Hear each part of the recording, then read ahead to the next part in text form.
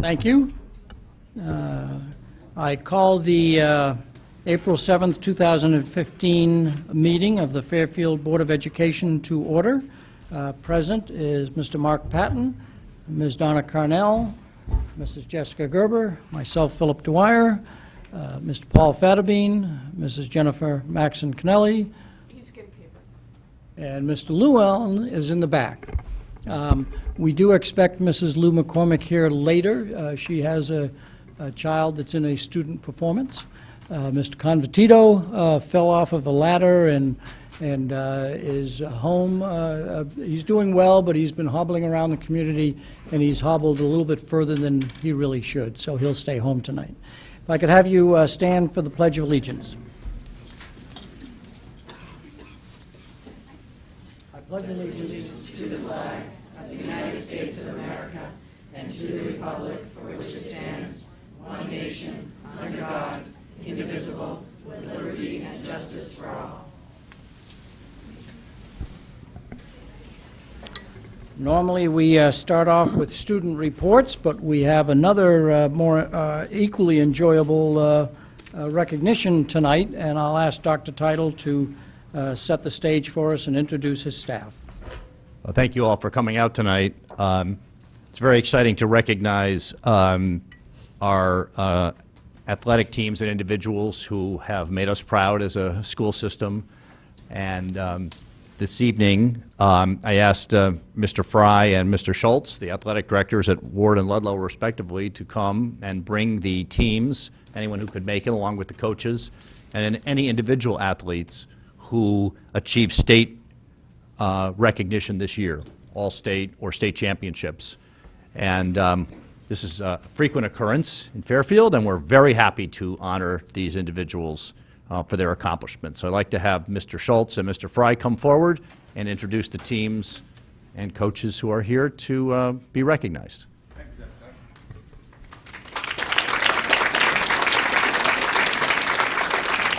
And let's see, does this work for you? Take a microphone, Dave. Pick up a microphone, if you would, so that the billions who watch us on Fair TV Around the globe. and around the globe. Test, For those of us who serve in elective office, for the students who are here, you might be surprised how large of an audience Fair TV actually has. I'll have a lot of strangers come up to me and say, I saw you on Fair TV, so you will get noticed. Well, thank you very much for having us here tonight, and it is our honor and pleasure to introduce these athletes to you. These are not all state athletes. If we had our all state athletes here, this room would be a lot more full. So these are just individual state champions in their sport, along with our teams that won state championships.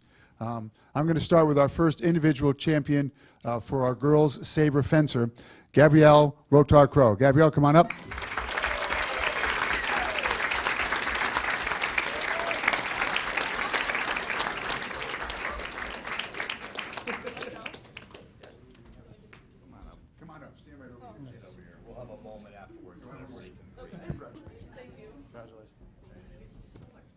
We have two ward wrestlers that aren't able to be here tonight, but I wanted to recognize them also.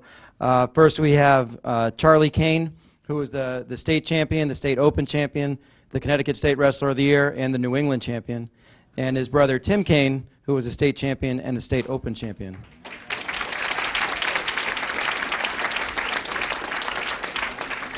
We're fortunate also to have a wrestler at the 152-pound Class L state champion. Unfortunately, could not be here tonight, is Chase Lynn.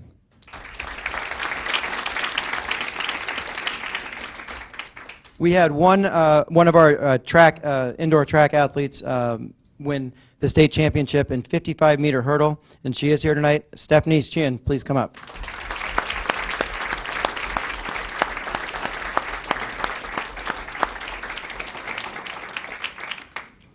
Also in the sport of indoor track, from our girls team, the state double L 300-meter champion, Emma Kother. Come on up, Emma.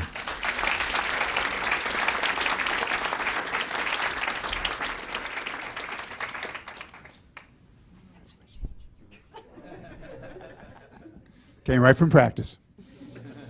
Also in indoor track, from our boys team, the state 600 Class L champion, Jake Duncan. Come on up, Jake.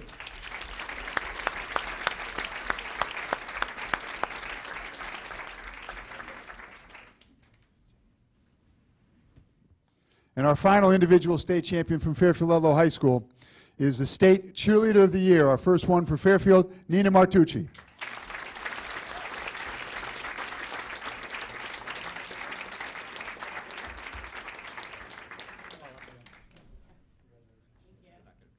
Okay, now on to our team state championships. Our fencing team is a co-op with both Ward and Ludlow, and the women actually won 2 state championships. First, we're going to bring up the coach and the 4 women's foil champions. So come on up, Coach Roberts, and the foil champions if you're here.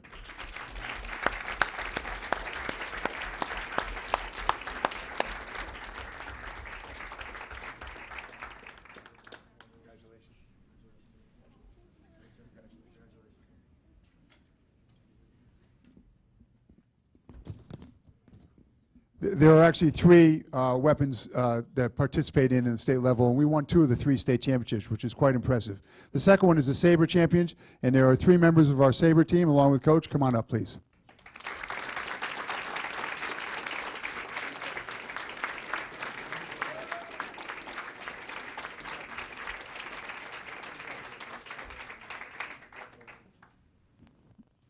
We also have a co-op team for our girls and boys skiing, and this year the girls skiing won the state championship.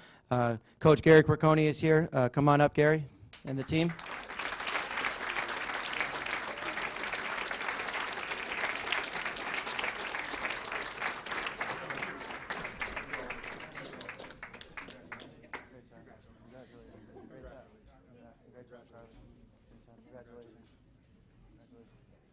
Congratulations, great job. Nice job. Well done, congratulations.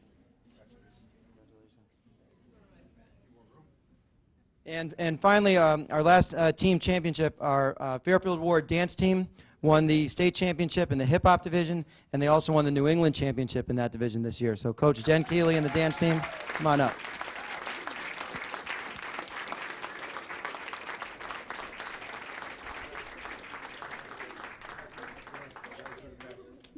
So if I could invite, perhaps if you would allow the board members here to bask in your glory and let us come forward to say congratulations to you, shake a few hands, and perhaps take a few photographs, so the short people who might be standing in the back may want to work their way front.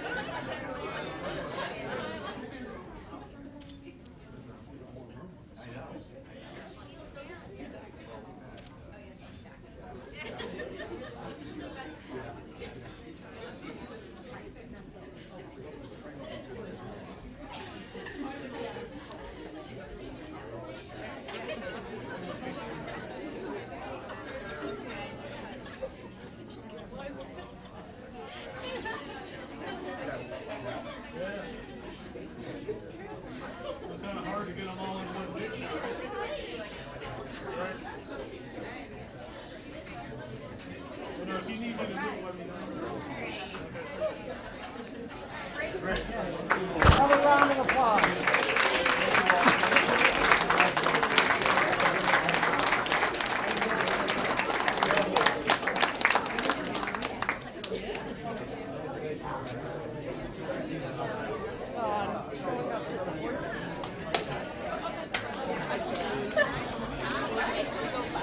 Thank you very much. Congratulations.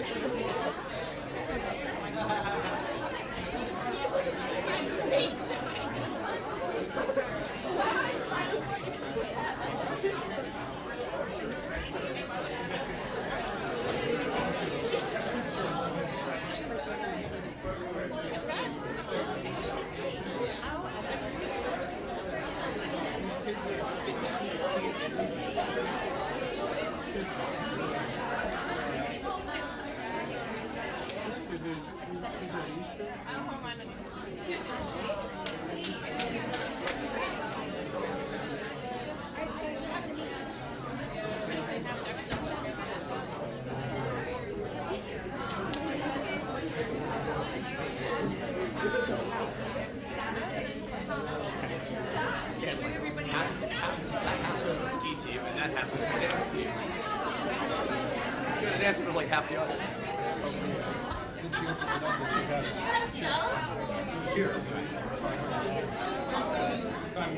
Bear TV can go home now. They don't care about anything else.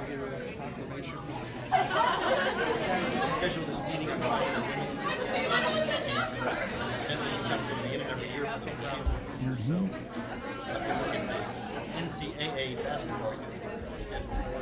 But last night was the RTM meeting, and everyone was freaking out because they didn't stay late for the men's final. But tonight's a Connecticut team.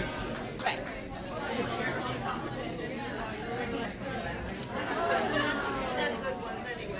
Sunday, Friday, Saturday.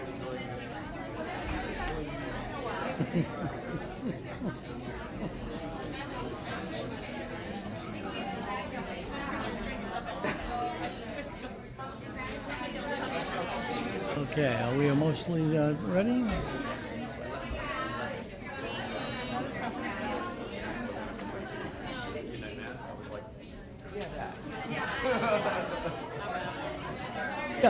Yeah, I know. Well, I'm in another 30 seconds, with the rest of the group leaving, we'll get started again.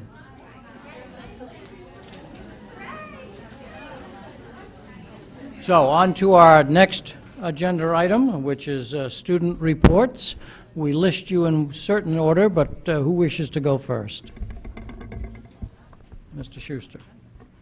All right, so yesterday our fourth marking period began, and our third quarter grades will be posted on Infinite Campus this Friday, with report cards following after our spring vacation. Our career and technical education testing will take place during the week of April 20th. Students who have taken a concentration of courses in business, technology education, or family and consumer sciences will be tested, as well as AP testing begins on May 4th. Our food service students hosted a luncheon for 25 senior citizens from the Fairfield Senior Center last month, and also prepared a special event for the students in our preschool program. Two students, Athena, not quite sure how to pronounce her last name, so I'm not going to try, and Eric Lamolt were first place finishers in the state culinary competition earlier this month. As far as athletics goes, our spring sports began today, and our athletic director, Mr. Fry, held a meeting with the captains of all our teams to review the roles and responsibilities of being a team captain. Following this meeting, there was a meeting of parents of students on spring sports teams to review important information about each team so we could continue our successful seasons. Special events and trips, our music students had a very successful performance trip to Disney World about a week ago. Our Latin students will be traveling to Italy, and AP Modern European History students will be traveling to Europe during the spring vacation. Sadly, I'm not in either of those classes, so I don't get to go. Drama Club is rehearsing for this year's spring musical, Once Upon a Mattress. 3 performances are going to be on April 24th, 25th, and 26th. Our phys ed classes recently participated in the very popular annual badminton tournament, and the annual Battle of the Houses will be held this Friday. The AFS Club will be hosting 19 students and teachers from the AFS Club at Waterford High School from Waterford, Wisconsin, at our school on April 22nd to 26th. And this is a tradition that we've been doing every year so that our students get an opportunity to experience things outside of Connecticut and across the nation. And oftentimes a lot of our students end up going to college in the areas that they visit. So that's what's going on as far as Ward. Any questions for our representative from Ward? If not, let's hear from Ludlow.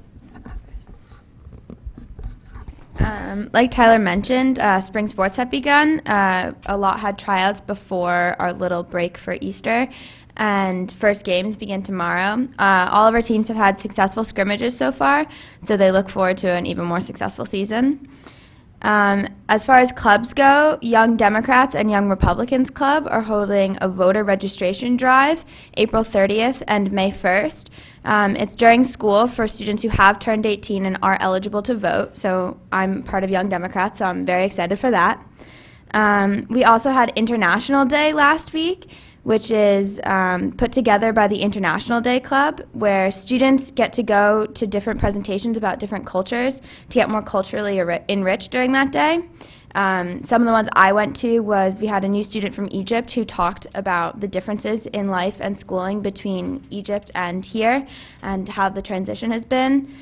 We also had AFS talk about hunger and homelessness, and our drama club performed some skits and monologues about world peace, which was the theme this year. Like Tyler mentioned before, our MEH trip, which is AP Modern European History, leaves for Paris and London this Thursday. They're going from April 9th to April 16th. I am an AP MEH student, so I'm very excited to go on the trip. I think it'll be the highlight of my senior year, so I'm excited. Before I go on with what I had intended to say, I just wanted to comment about International Day. It was a great experience, for everyone I talked to. Personally, I had a great time. I saw the AFS presentation, which was very effective, and I also talked to and we also had a presentation from a teacher who had been in the Peace Corps. I don't remember his name, but it was Mr. Wright. Mr. Wright, and it was very interesting. So there's that. Like Suzanne mentioned, we have most of our sports teams starting off next week. Our softball team's actually having a car wash Saturday at the middle school to raise money for the team.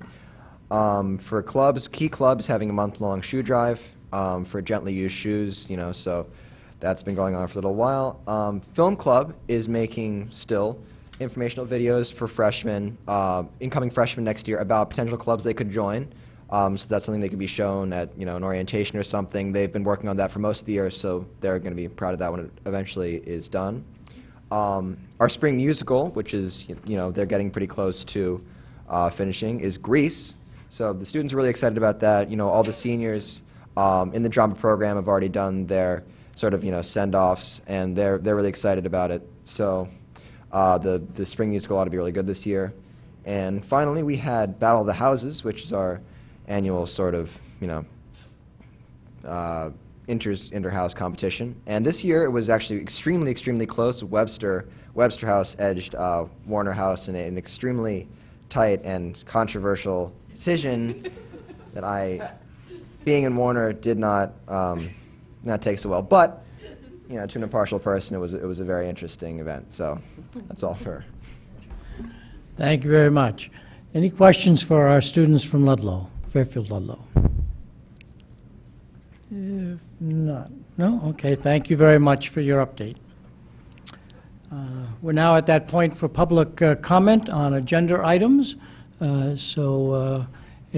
member of the public that wishes to come forward and speak on an agenda item, realizing that we do have a 3-minute limit. So please come forward, state your name and address.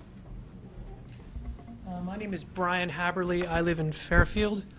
My comment has to do with an FOI request that I sent to the administration and to the board, which is actually referred to tonight in the agenda.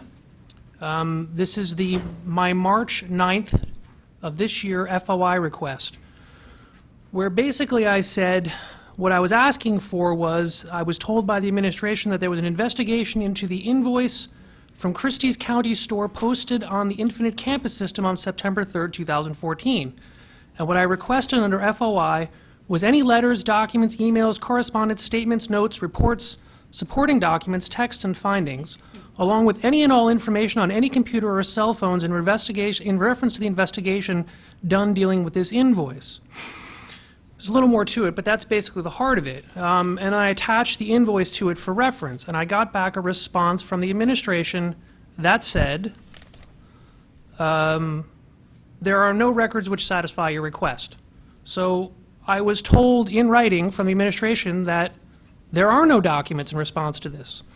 Yet on tonight's agenda, there's an enclosure from the administration which references an investigation done into this specific invoice, which refers to 4 years worth of, a review of 4 years worth of activity and other things like that. So I don't see how that can possibly be reconciled with the FOI response I got, which said there are no documents. So either there was an investigation or there wasn't. And according to what's attached to your agenda tonight, There was an investigation, so I don't see why I didn't get a response to my FOI request. I would just point out that the invoice on its face, if true, is a big deal. It shows violations of at least 2 different state statutes having to do with misuse of public funds to purchase alcohol. Again, this is if true, if what the invoice says is accurate. It also has a use of the school's tax ID number to purchase alcohol, which would also be improper. So I'm going to hand up my FOI request and the response, and I'd ask that it be added to the minutes. Who do I give that to? The clerk.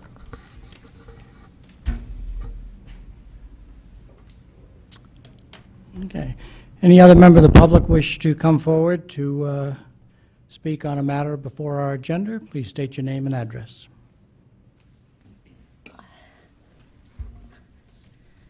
Suzanne Miska, 123 Rygate Road. I have 3 minutes and 3 topics. Thank you for a meaty agenda. School climate assessment. I know that's on here somewhere. I'm not going to reference it. What I'd like to ask is, I don't know if it's in policy or where it needs to go, but I'd like an implementation plan as part of the strategic of the school climate assessment. We go through great lengths to create a survey, have students and parents participate. We get results, and I know that the schools themselves will be working within committee to come up with solutions, but I really think this needs to be a broader discussion, a discussion that involves parents and it involves students. We need our students to be involved, especially at the high school. These kids are more than capable of offering solutions and resolutions to problems. There are problems. We all have problems. It's just the course of life. And why not bring it back to the student body and ask for some input in resolving some of these to come up with a better climate for our schools. The second one is the strategic, the district improvement plan. Some odd pages of it. On page 26, under section 3, teams and improvement plans, there is 2-6, the development of a capacity of the Walter Fitzgerald campus. What I am asking is, while this is new, the first I heard of it, I don't know if you've heard of it, was at a Board of Finance meeting during the budget process, and all I am going to ask is, before we start developing any kind of plan, have we done a cost-benefit analysis to make sure that this is educationally and financially the right direction to go with this campus and these programs? We don't know what the programs are, yet it's sitting in here. You know, training, cost of staff, benefits, cost of space, and exactly what is this plan. That would be nice to have that before we start approving this plan. And the final piece, not to beat a dead horse here, but you know, an error was made by a member of the school district in sending something out to parents. That was an invoice. Right, wrong, or indifferent, it went out. In September, I came before the board. I'm not asking anything more than my concern of procedures and process in place, because this is a potential problem. We have PTAs who give money to principals for the principal account. We have principal accounts at the school level. I would hope that we have in place the plans and processes to make sure that there is a checks and balance on these checking accounts. You know, I'm hoping PTAs are not handing over a check for an amount and just letting principals spend. I realize that these monies might be assigned to somebody, and I suggest they be redacted. But we have to have plans and processes in place. Thank you. Very much. Any other member of the public wish to come forward to speak on an agenda item? Seeing nobody rising, we'll move on to our next agenda item, which is a presentation on the status update and review of K-12 art curriculum. Is this a PowerPoint that we need to eventually step aside? Do you want us to step aside now, or do you wish to make some comments first? I can make some comments. Okay. So this, just to set the stage here a little bit, I think about it maybe a year ago or so, the board asked that we begin to present status updates with curriculum that the board had approved. And so after at least a couple of years of implementation and data collection, We have a schedule to present status updates to you. This is the first one. Curriculum has not always been done in a K-12 or a full fashion, so in this case, you're going to see that some of the art curriculum is considerably older than 2 years. So this is a first one out of the box, and I appreciate the art department and Dr. Boyce stepping up for this. I'll turn it over to Dr. Boyce and get out of the way for the PowerPoint, a copy of which is at your seat. Thank you. And with me is Kristen Chase, who is our art coordinator. She's the leader of the art department, K through 12, and she has, I know, at least one teacher, if not two. Okay, so we'll do introductions in just a minute, but let me go ahead and turn the projector on, and then we'll start.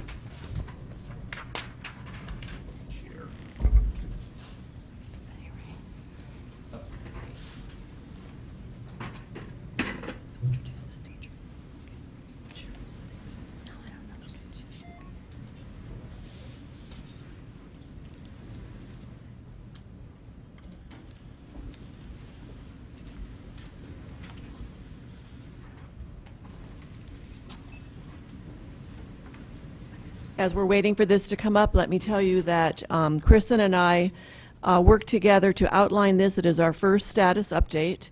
And we talked about what we thought were the important elements that needed to be included, and then she worked with the teachers in the art department to put this together. So at this point, I will turn it over to Kristen and let her begin and introduce the teachers. Thank you for having us here tonight. Tonight with me is Monica Samina. She's an art teacher at Fairfield Ludlow High School. And hopefully joining us soon will be Cheryl Abraham, who is a teacher at Tomlinson Middle School.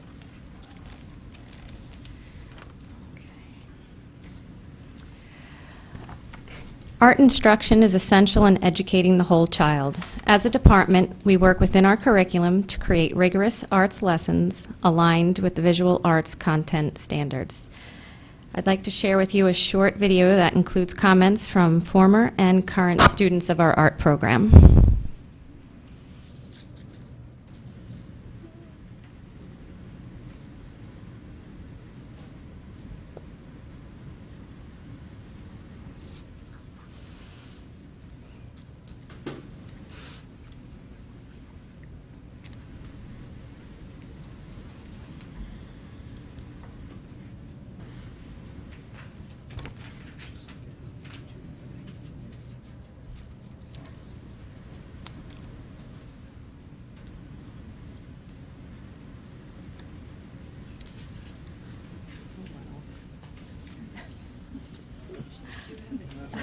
It's always a glitch. Pause for a second and see if it'll load. Can you Is it a pause the Wi-Fi? feature? If I put it on the computer, I put it on the computer.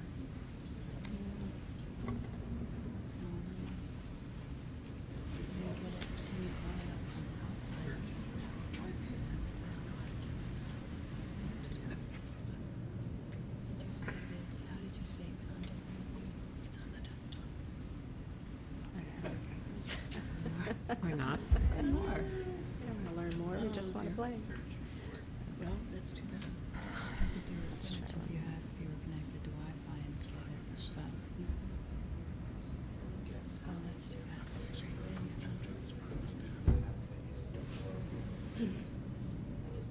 Could it be looking for it on this and on the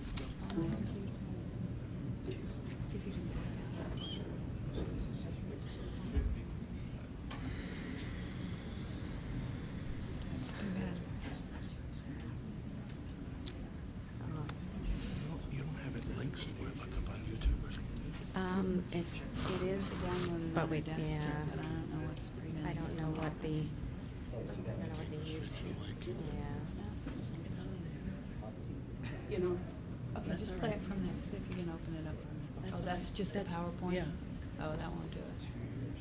You push the jump drive onto the desktop?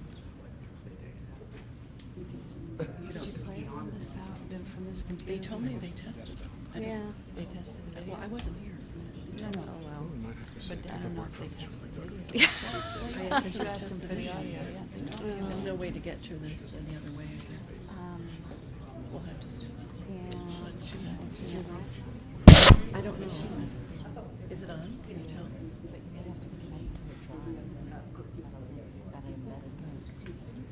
I don't know what you mean. Well, we'll just have to go on. Can you write? There should be a link behind it. Is it on someone's drive? And then you could, like, is it on the U drive somewhere? I have it It's on in my my hard. drive, It's not in the your video, drive. not Yeah. the video. Copy video URL.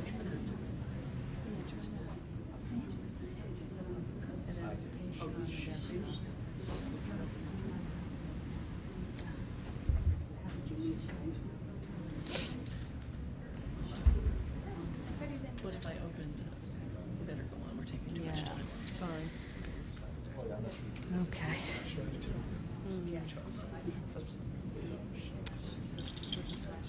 I apologize. We thought we had tested this earlier and it's not working. We'll go on. If we can get it, we will email you the link for the video if we can do that. Okay. So the next slide presented is what our curriculum is based and aligned on, which is the Connecticut Curriculum Framework Content Standards.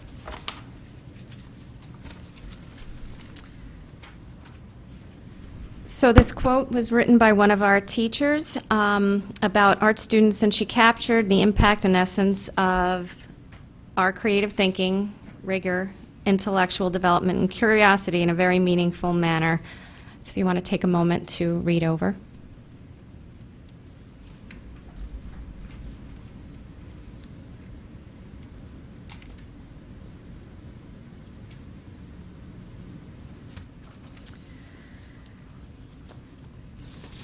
The remaining slides will be a review of the art program in each of the 3 levels by providing an overview of the program and courses offered. An example of a common rubric that all teachers use in assessment, a list of awards and achievements by our students at that level, and also a summary of key changes made from the last curriculum adoption as well as adjustments we are considering now. I will talk about the elementary program as it starts off with this slide, which was approved in 2012. Art is offered in grades K-5 with an emphasis on particular components that build over these grade levels. In addition to the work that is completed in the grade levels, our PTAs support art in the classroom activities that continue to enhance our program, and we are greatly appreciative of their willingness to work with us in this area. This is an example of a common assessment rubric that all 5th grade art teachers use in assessing a student's ability to draw with depth. Each grade has at least one rubric that each teacher uses, and we are continuing to build on those rubrics and add to work together to implement and assess the elementary curriculum. The rubric provides descriptive phrases that address the basic elements of drawing with depth. These phrases guide students and teachers in evaluating student work.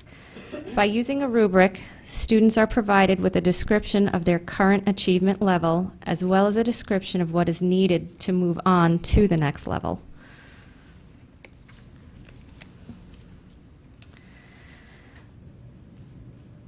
We are very proud of our elementary students who have won numerous awards. The most prestigious of these awards at the elementary level is typically the Wakeman Art Show, and we've had national award winners, mainly Best in Show winners, 2 years in a row. Currently, we have a very impressive achievement taking place, and we are going to have one of our schools recognized at the Governor's Mansion for the American Mural Project on April 30th.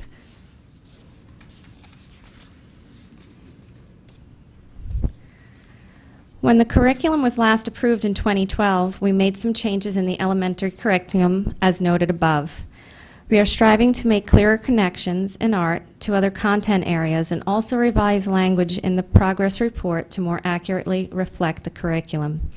We will focus on these areas for the next curriculum revision. On the bottom is a quote by one of our young students from McKinley: "Art is fun and creative time when you express your thoughts and mind in different ways." And I think that captures the essence of how our elementary students feel when they participate in our art program. Now I'd like to introduce you to Cheryl Abraham. She is a middle school art teacher at Tomlinson, and she will talk to you about the middle school program. Hi. In our middle schools, all students in grades 6 and 7 take art as part of the Unified Arts requirement. These classes build upon and expand with the elementary program. In grade 8, students are provided with some choices for their Unified Arts offerings. And we offer students both 2D art and 3D art as possible course selections. They also may elect to take both, having a half year of art. These courses prepare our students for more advanced work to go into high school.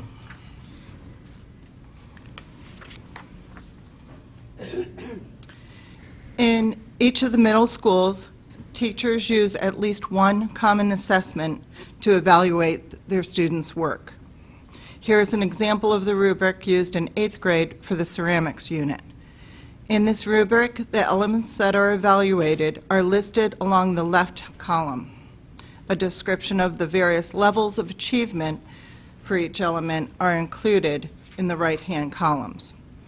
As noted earlier, the rubric provides students feedback on their current level of achievement, as well as a description on how to advance to the next level.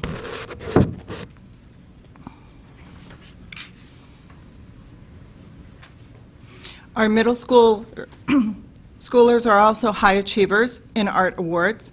Here are some of the examples of the art shows we participate in. The Scholastic Art and Writing Award is probably the most prestigious and highly competitive. In order to get into the show, it's a juried show, and we have had many gold, silver, and honorable mentions for that.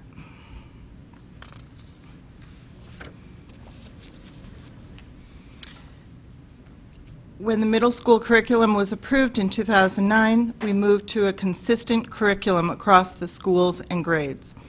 As we move forward, we are continually checking the alignment of elementary to middle, as well as middle to high school. And we are expanding our practice by including key elements of the Marzano rubrics into our teaching.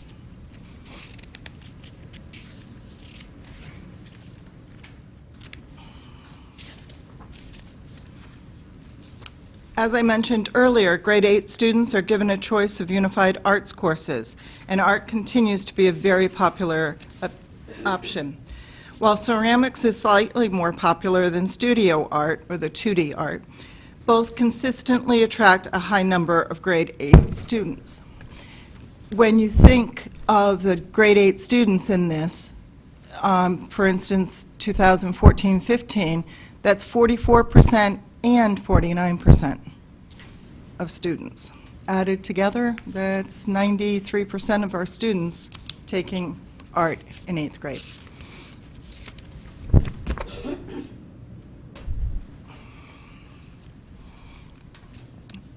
Thank you. Now Monica Semina from Fairfield Ludlow High School will talk about the approved curriculum at the high school. Thank you. The high school curriculum was approved in 2007, and the courses offered at our high schools are listed here.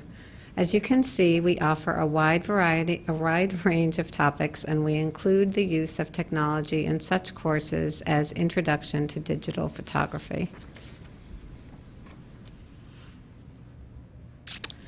We also use rubrics in our courses.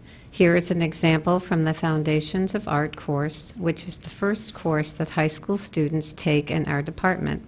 As you noticed in the middle school example, the elements of value are listed along the left column, and the description of the student's level of achievement for each is listed in the right-hand columns. A numerical value is tabulated to summarize the rubric. The next two slides list the awards that our students have received. I would like to point out two that are especially prestigious and highly competitive. The Scholastics Art and Writing Awards are, and the Congressional Art Show, the annual 5th District Congressional Art Show. So on the next slide.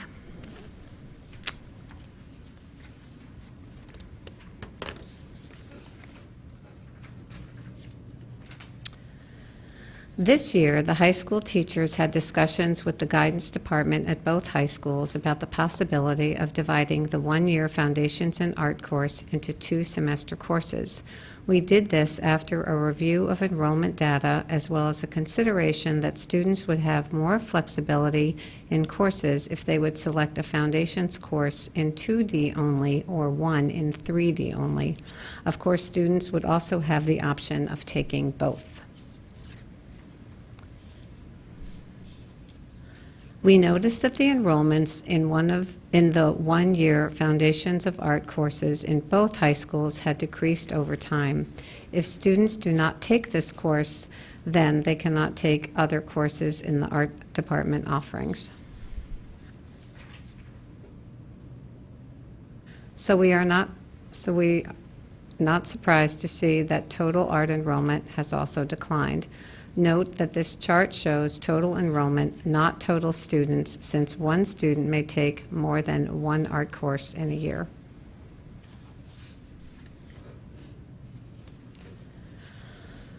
Our AP course data indicates that students who work through our program do very well on the AP Studio Art test. Note that Studio Art includes students who are working on 2D art, drawing, and 3D art all in the same classroom.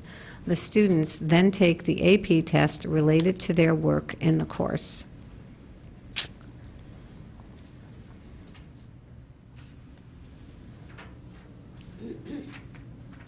As further testament to our program, our students go on to strong art programs, including Rhode Island School of Design, Pratt Institute, and all of those listed. These are the ones that are most competitive and prestigious.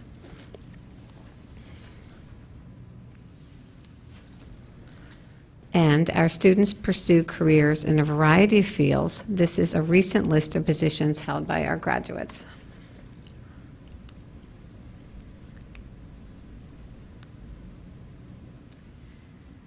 So between now and the next review and research cycle of 2017-2018, we will focus on these key areas.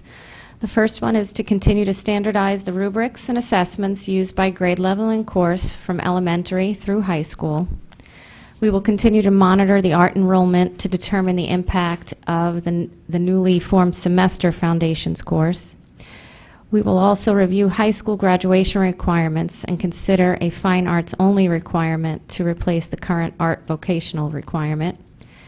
And last, we will review all course offerings at the high school and consider the addition of a non-AP senior and/or upper-level art course to be added in.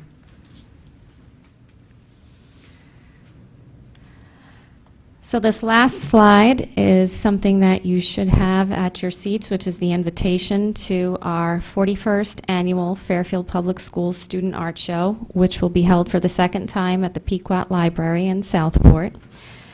And it's our opportunity to highlight over 900 works from all levels that include two-dimensional and three-dimensional works of art. This year we will also be celebrating the second annual AP Student Art Show, which will take place during the same time in the Perkin Gallery at the Pequot Library, and will highlight works from both high schools. So we hope everyone can come. It would be great to see you all there.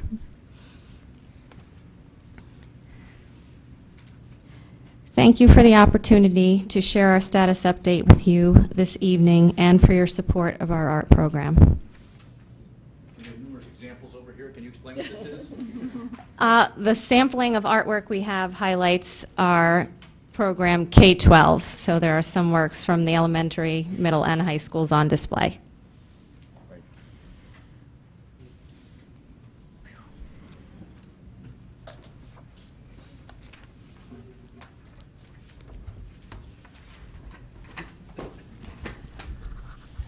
Any final comments that you wish to make before we have the board entertain questions? Thank you, and I would like to acknowledge the work of our teachers in the art department who We're very nervous about bringing forward the first status update, but I do appreciate their work in putting this together, and I believe it does reflect the work they do with all of our students very well. Thank you very much. Thank you, Meg. I very much appreciate the update. I especially appreciate any group of teachers who go first. It's just like sitting in the front row of the classroom instead of the back, so congratulations. Questions from board members for the Art Department review of the curriculum? Mr. Patton, followed by Ms. Carnell, followed by Mr. Llewellyn. I'll reiterate, thank you for your bravery and coming forward and presenting us with this one of these first updates. So hopefully the grilling won't be too tough. I guess just a few general questions, then one specific. On the elementary level, you went through the PowerPoint route relatively quickly. Just off the top of your heads, what changed in the last curriculum revision that you feel was working the most, and maybe give an example of something that you are feeling that you needed to adjust now or in the coming years? In terms of the specifics, was making sure that the skill objectives were being met across K-5 through all the schools, making sure that they were aligned. So, meaning the rubrics that you created, just making sure that you were kind of checking off each thing to get a better sense of assessment. Correct, and that it was similar from school to school, that the skills that were being taught at each school were similar, and that everyone was coming out with the same objectives. That's great. That's important, as we've heard more and more over the years, that we want to see more equality amongst all the schools, especially when we have 11 elementary schools. I'll ask the same question on the secondary level, middle school or high school. Have there been, I don't think the high school has changed so drastically, but maybe the middle school has? Does that be correct? Middle school is the same way. We started the rubrics and made sure that we're all on the same page. A great example was we had a student that changed addresses and changed districts, went into the art class at Roger Ludlow from Tomlinson. They had all the same projects, criteria. So they had the value drawing. They knew what we were talking about when we introduced that in 7th grade to build on it from 6th grade. So rather, they may not have had the exact same assignments, but the Exactly. basics were there to continue on to the next Right. level. In their 3D level, they could be doing paper mache versus paper sculpting, clay, things like that. It's still building additive and subtractive sculpture. Great. Now, as to specifics between, where was I looking before? One of the enrollments in terms of data at the secondary level, I'm trying to figure out which sheet that was, but it seems that there's and maybe there's an explanation for it, an overall percentage drop in terms of enrollment in the art programs at the secondary level. Is that true? And what do you think is the explanation for that? Remember that the Foundations of Art course is a required course. Students have to take that before they take any other art courses in the high school. And when I went to the art department, one of their meetings, we talked about this at length. 9th graders typically only have one elective. They only have room in their schedule for one elective. And I think that there's a lot of competition among electives, and some students were preferring, according to what the guidance department was telling us, preferring to take semester electives rather than commit to a full year of the Foundations of Art. They weren't opposed to taking art, but they wanted to take art and something else. And so we looked for some way of providing that flexibility for students so they could still take the Foundations course one semester and another elective the second semester. So that's why the department agreed to take that foundations course and divide it into 2-semester courses. So once students have that foundation course, that is the gateway to other art courses. So our hypothesis is, by doing this, art enrollment overall will increase because students will have the preliminary course that they need. Okay. I'll have to digest how the math would work on that in terms of what you showed in your PowerPoint. So you're saying that because there would be possibly a delay, you know, say instead of taking the students have to take both foundation courses to continue, or do they just have to take one? With the new split of the foundations courses as semesterized courses, they could follow 2 different tracks now. They would be able to start the year off taking the 2D course in the fall and then move right into, say, a photography course or another drawing and painting course. Whereas before, if it was a year-long course, they would have to wait until their sophomore year, or if they took the foundations as sophomores, they wouldn't be able to move on until their junior year. So does that mean they could, in theory, take the 2D foundation first semester in 9th grade, and then the second semester, 9th grade, they could take the intro to photography course, whereas they couldn't before? Correct. Okay. So I have an incoming 9th grader, so it's very helpful. I'm with you.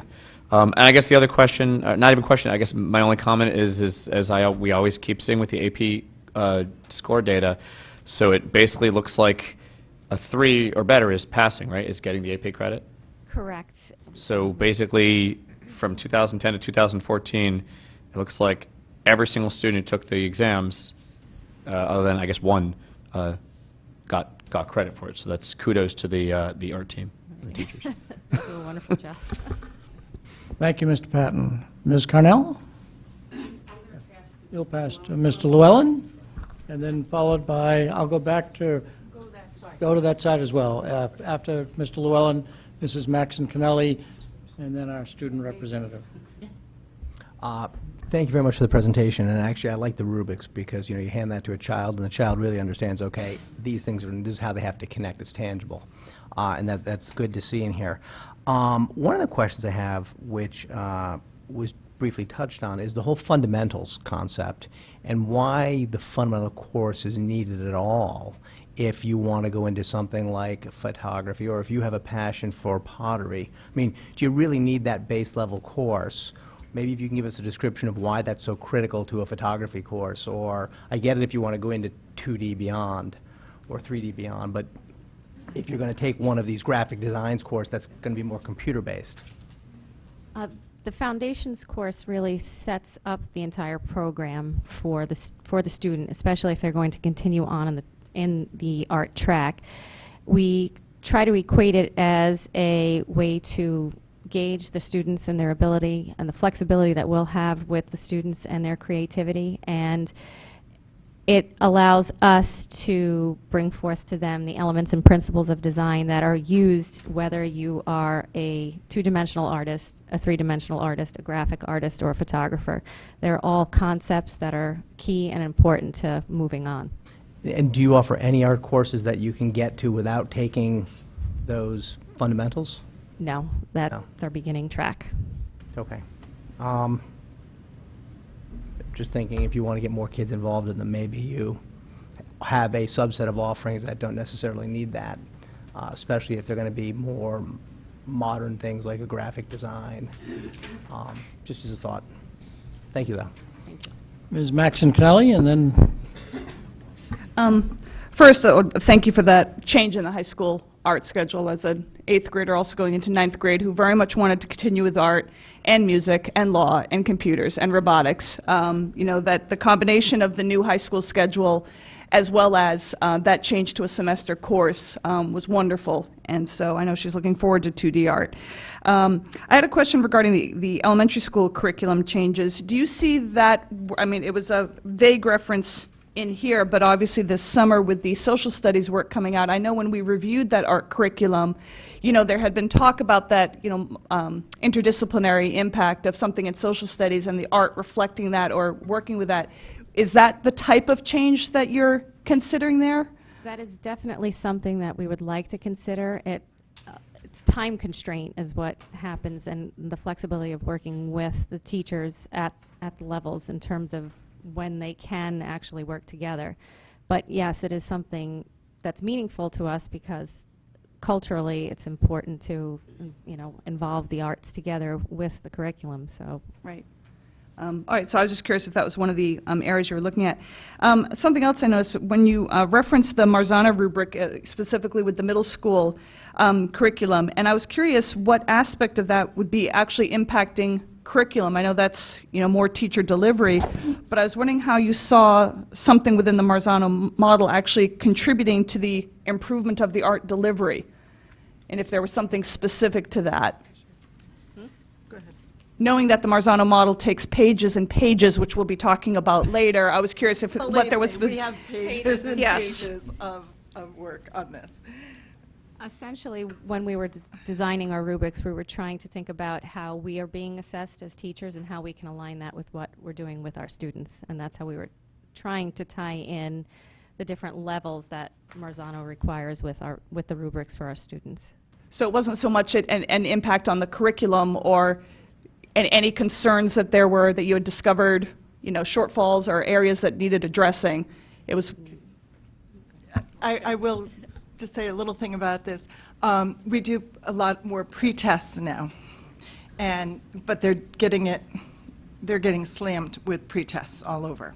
It's great for the teacher that we know that we're teaching them something because they go from very low to amazing, after our wonderful teaching. But the saddest thing was when we first started, and I passed it out, and they're like, not in here, too, not in art. It's something we all knew. I mean, obviously, they're not going to do well on a pretest because we have such rigor in our art program that they're learning. And they're amazed when they see we do a pretest drawing and a written. And to see the difference afterwards is fabulous. Okay, thank you. Stay on that side, or do you want to go next? Okay. Please, no, go ahead. Your turn. Okay, well, I just had a couple of comments and then a brief question. I just wanted to say, as a student,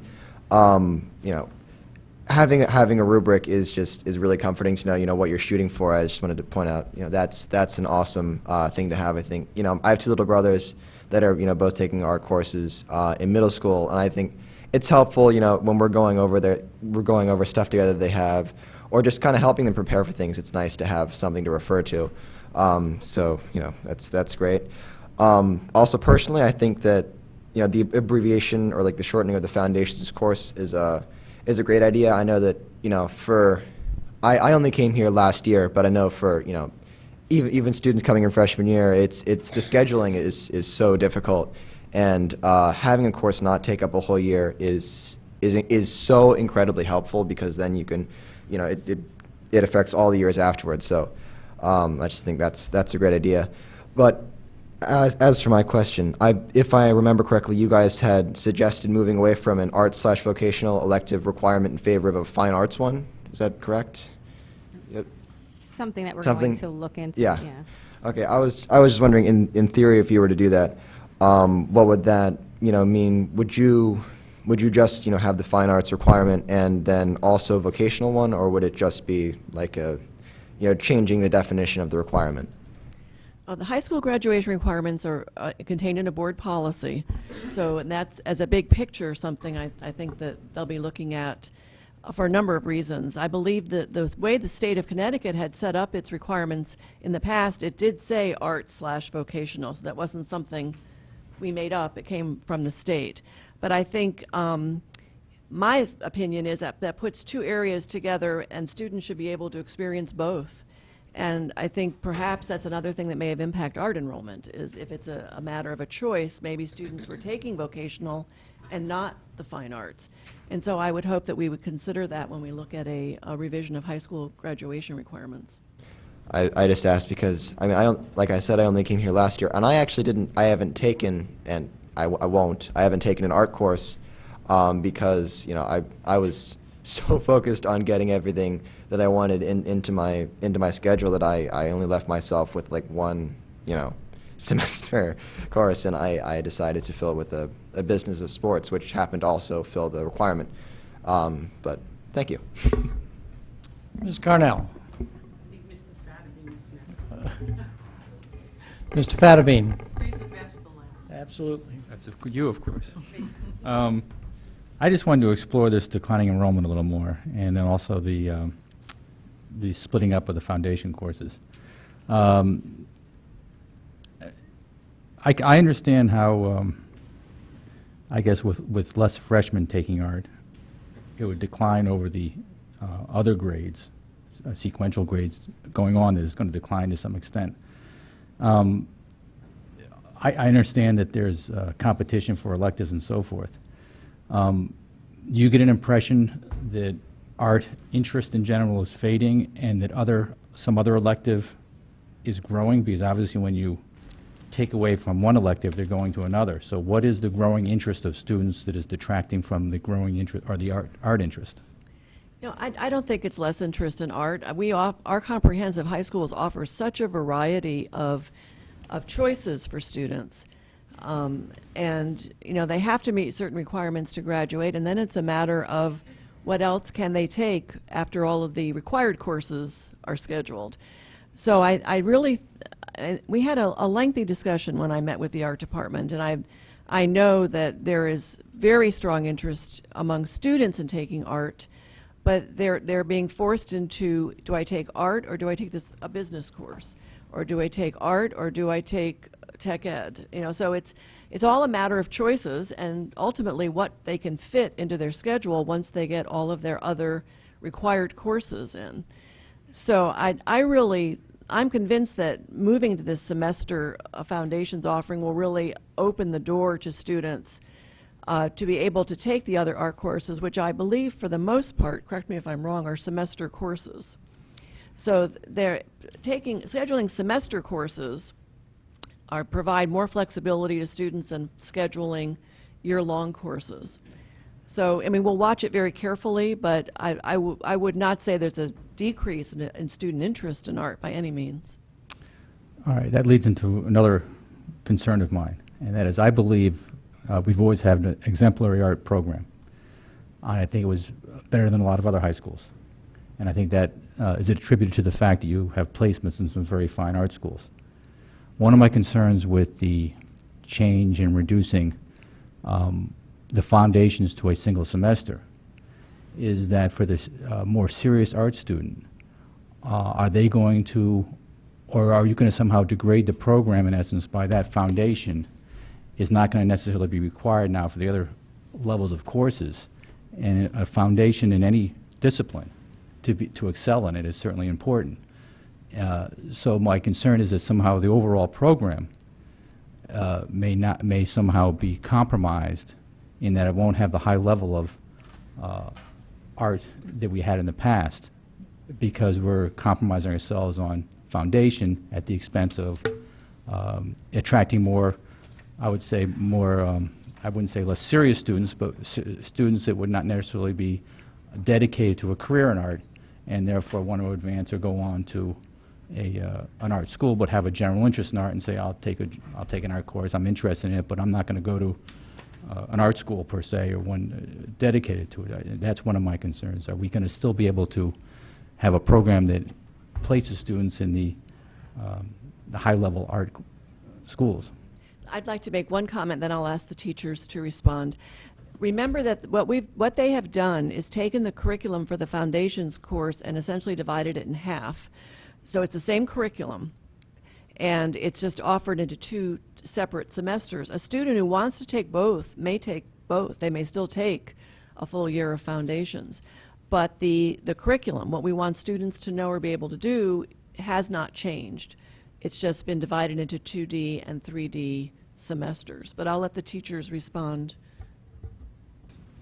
I will say that we definitely didn't look at it lightly. We actually looked at other districts as to their art programs to see the course offerings, and semesterizing the courses was something that we did notice continued on in other districts. And the rigor of our program will still be there, whether it's a 2D track or a 3D track.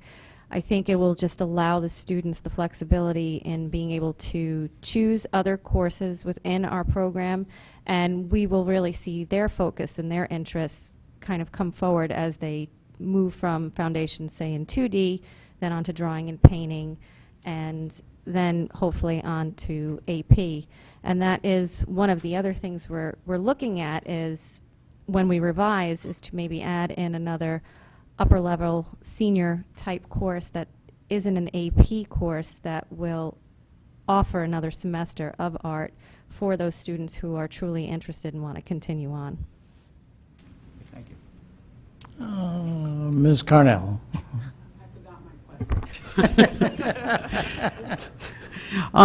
Thank you very much. I cannot draw to save my life, so this is quite impressive. And it may be a very simple question that I'm just reading wrong. You list some data on the AP courses in high school, 2D art, drawing, 3D art. But in the courses that are offered, you talk about advanced photography, advanced placement, studio art. Are those courses also AP, and did you collect data on those? Yes. The 2D art AP encompasses the photography as well, because right now we do not have a separate photography AP exam. It's together in with the two-dimensional art. For someone that's not into art, would you explain then the difference between 2D art and 3D art? Two-dimensional art is art that consists of drawing, painting, printmaking, photography, and three-dimensional art would be sculpture and pottery. So, now I'm more confused, thank you. So, in the, let's say, photography or darkroom, those are rolled into the 2D drawing, but they're separate courses. Correct. Those are separate courses, but when they take the AP exam, it is under the two-dimensional portion of the exam. So if somebody's doing photography, they wouldn't be tested on drawing? Correct. Right, okay. And then the last question, in the K through 5, you talked about hopefully a change would be to bring in more technology into the art. I think that was, I guess the question is, will you do that throughout all the grades? It says elementary curricular changes, art and technology under potential changes. Is that something you hope to do for all the grades? Yes, we're always looking to incorporate more technology, whether it be just simply using something like a, I forget the name of, it's like a Wacom tablet that can be used at the high school level or even the middle school level, but definitely at all. Does this have to wait until the curriculum is reviewed, or hopefully some of this can be incorporated before that? Hopefully it can be incorporated as we move forward, but. Thank you so much. Thank you very much. And again, thank you for your presentation and the work that you do every day with students. Thank you. Can I just ask one quick follow-up question? No, you've already asked your limit. No, Mr. Questions. Mr. Patton, one quick follow-up. You had mentioned about potentially adding another senior course, and I didn't know if I heard you correctly, that would or would not be an AP class. That would not be an AP. It would not be. So in other words, to Be a let semester. seniors take a higher-end art class that they didn't have to worry about being graded on or being strictly. Correct. Gotcha. Okay. Thank you. We're on to old business, approval of policy 5330.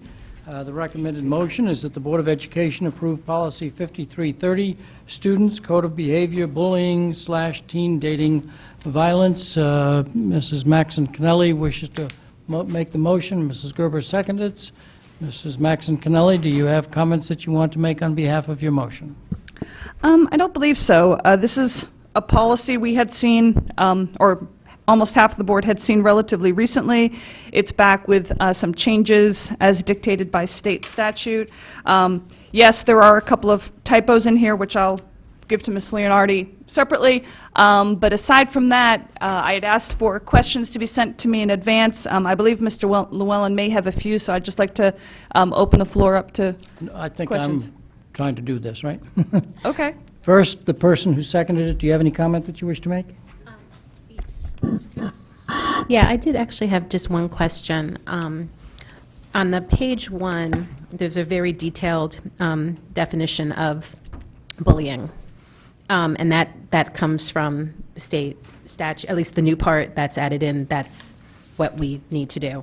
I guess my question is, then you go to page 8, under the Safe School Climate Specialist, number 3. I was just curious, because it says collect and evaluate information relating to instances of disturbing or threatening behavior that may not meet the definition of bullying. I was just curious, was there any, because it's a very detailed definition of bullying, I'm just wondering, were there any examples of what wouldn't fall under this detailed definition? Or I just was curious. And obviously, I'd invite Ms. Leonardi to add to that, but this comes from, for example, on the previous page, that idea of collect and evaluate information related to instances of disturbing or threatening behavior that may not meet the definition of bullying. So it's simply the idea that part of what is involved in bullying is a power position, and so that there can be behavior which gets reported. It doesn't rise to this level, but that doesn't mean that there isn't either some follow-up that is required or needed. Again, if Ms. Leonardi has a more specific example than that, but this is something that arose from having approved the previous policy, and that this was viewed as a modification that was needed based on examples. But Ms. Leonardi, if you have a more specific example of that, of such a behavior that wouldn't rise to that level but would still be of concern. Yeah, that specific language came from, there were 4 pieces of legislation that were passed last year that all connected back to the school climate law, school climate policy, and or the school climate plan. And that was one of them. It came from, I believe it was the Act Concerning a Review and Approval of Safe School Climate Plans by the department. And what that really looks to, this goes back to Newtown. And this suggests that there are some behaviors that students might exhibit that really have nothing to do with someone else. For example, a writing or a drawing that really is not targeting anyone in specific, But it would still be a cause but for is concern. concerning. Right. And so Okay. it should go back to the school climate person to be considered. And those are the kinds of things Got it. Okay, that thank are you. All right. Before I go to the whole committee, Ms. Cornell, as a member of the policy committee, do you want to make any comment? She did a great job. Okay. Mr. Llewellyn, do you have a question that you wish to ask, or? I do. I have several. Thank you.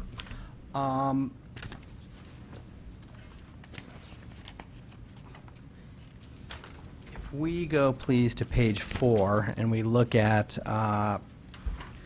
point number 4, where it requires a safe school climate specialist, so on and so forth, it uses the word promptly twice. So that such investigating is completed promptly after receipt, and such alleged were directed to receive prompt notification. I think I'd like to see promptly defined, because promptly is, I think, too ambiguous. I noticed down in number 8, we actually do define something as not later than 48 hours. So I think we need to define up top as not later than 24, 48. Let's just pick a number and agree it. That way, things are measurable rather than ambiguous. The only thing, having conducted some of these investigations, some of them become quite complex, and they take more time. Some of them can be done in 48 hours, but there are investigations that you're interviewing a lot of witnesses, then you have to do follow-up interviews. It's not an exact science, which is why we chose promptly. We certainly want a prompt investigation, but before prompt, we want thorough. We want people to do the work. And so once the investigation portion is complete, then we have the 48-hour window to report. So I would just suggest that you consider, before you go to the investigation must be complete within 48 hours, you consider that there are more complex issues that might be at play. And I can see your point as the first prompt that is in black, but the red line prompt, committed an act or acts of bullying, and the parent or guardians of the student against whom such alleged acts or acts were directed receive prompt notice that such investigation has commenced. As a parent, I'd want to know right away. I'd want to know within 24 or 48 if my child's being investigated for something that has risen to the level of requiring investigation. I think that one should be defined like is down below, where not later than 48 hours after the completion. So if a child's being investigated, might I propose that we put in 48 hours to make it parallel to what's down below? Mr. Llewellyn, if I can comment on that? Please. Being an employer of many people and having complaints made, the process of verifying that complaint can be complicated and can be time-consuming. Sometimes it may even include the person makes an initial complaint that is non-specific, and it takes some time before that person is comfortable to make it a specific complaint.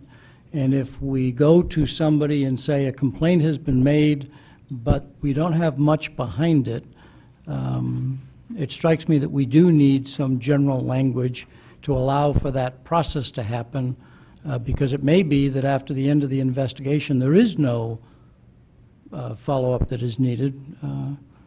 And so I think it's not as clear-cut of a process in terms of verifying a complaint and getting all the information together in order to proceed with it. Am I stating that correctly? No, I understand what you're saying, and I guess the difference, the nuance here is an investigation commencing, and I guess how do you define, an investigation?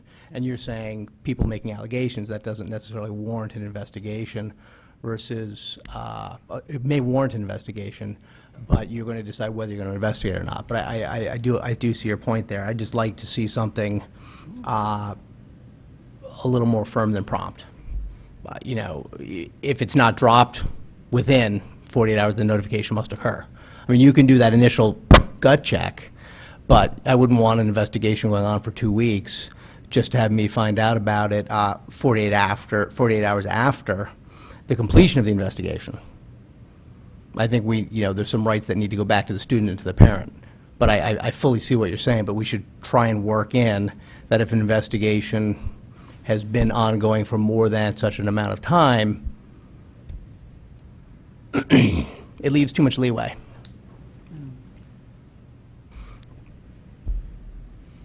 Any other thoughts I've from board members that the policy committee wishes to give?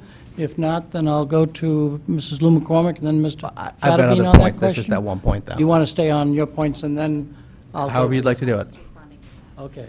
You want to, However you'd like to do it. It's your discretion, just so like why you don't have we others. stay with that point if people Perfect. want to make a comment on that point?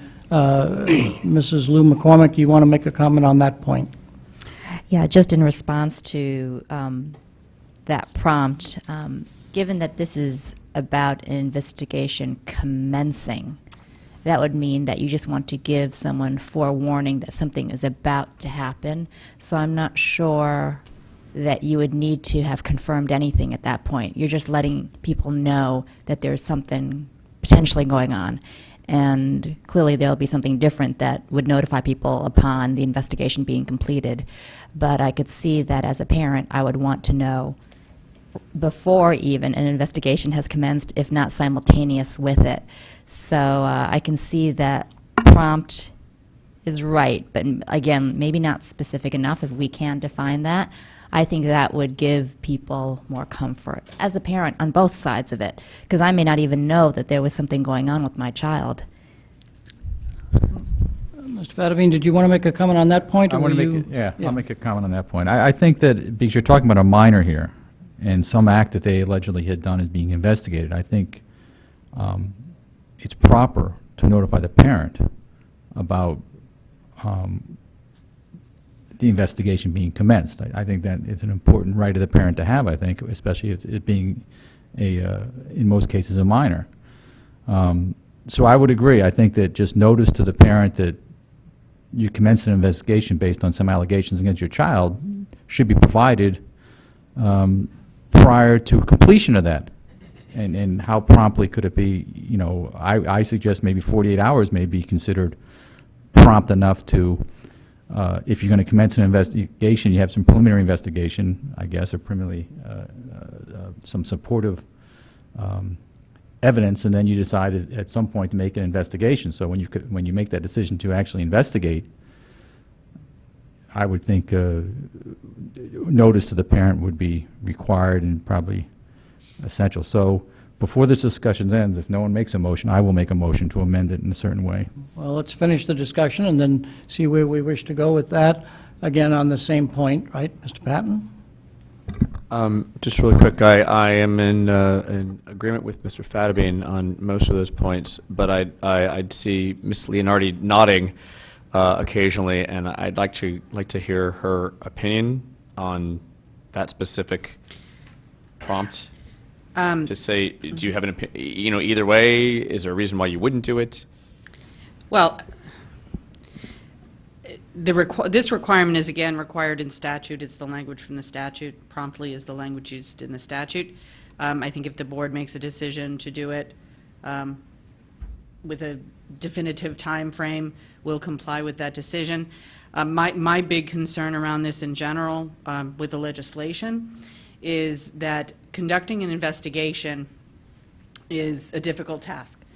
And wanting to speak with people, students, teachers, potential witnesses, and having potentially two sets of parents intervening in the investigation to me is going to present with a lot of difficulty, I would imagine. So I understand that parents are concerned about their children. I understand that these things we want to notify, but I'm concerned about this in general. I will comply with whatever the board tells us about when we need to notify. Sometimes we don't always know until we're into the investigation who we're actually talking about. So we get a report, for example, an anonymous report of a person wearing a blue sweatshirt. And we start the investigation. The investigation is going on for 3 or 4 days, and it starts to rise to, we're starting to understand who it is. We may have looked at cameras, footage, different things, and so we start to see the who. Then we notify that parent. That's still not within 40, if you say 48 hours within receipt of the report, that would comply with that, because it was now more time to figure out who the boy in the blue sweatshirt was. That's So more there the are- explanation I was looking for. So there think are there are- anonymous instances. Reports don't always come to us with named can't do that in- individuals. right. So we can't notify the parent until we are actually, until a person is coming into specific relief. When that happens, certainly this would require us to promptly notify them. But the time frame may be difficult under that kind of circumstance. Right. So, whatever. I mean, hypothetically, I guess if wording, I just whatever. So I didn't mean to. That's a poor language choice. Hypothetically, would you be okay with a 48-hour notice time frame in this for notification to parents that an investigation had commenced after you were aware of what specific parties were involved? Would that be comfortable to you in terms of how you've done this over the last, number of years? We're not trying to make your job more difficult, is I guess where I'm going with this. And if, Mr. Patton, Four I wonder if... pieces of legislation did that, so I don't blame you for that.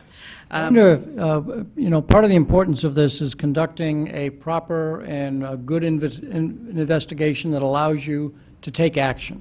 Correct. Can you answer Mr. Patton's question from the perspective of what do you think the impact would be on the investigation process of getting this notice out before the investigation has been completed? It's hard to predict, but I would imagine having conducted investigations and worked with families both of the alleged target and the alleged perpetrator of these events, it becomes more and more difficult because parents start interviewing their children's friends, different kinds of things happen, and it becomes a much greater,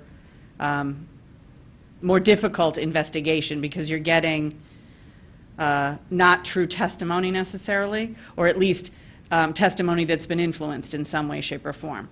So that makes an investigation more difficult. This piece here, I think If we have an identified target and an identified perpetrator, I don't think there's an issue. It is what it is. We'll inform the parents of both parties. If we don't, putting in that time frame, it becomes difficult. You know, if after 48 hours we don't have someone coming into specific relief, would we end the investigation? Would we continue the investigation until we found the, you know, the offender? I don't know. So I think we just need to be clear about what happens when, once you receive the written report, anonymous or otherwise, that something has happened. How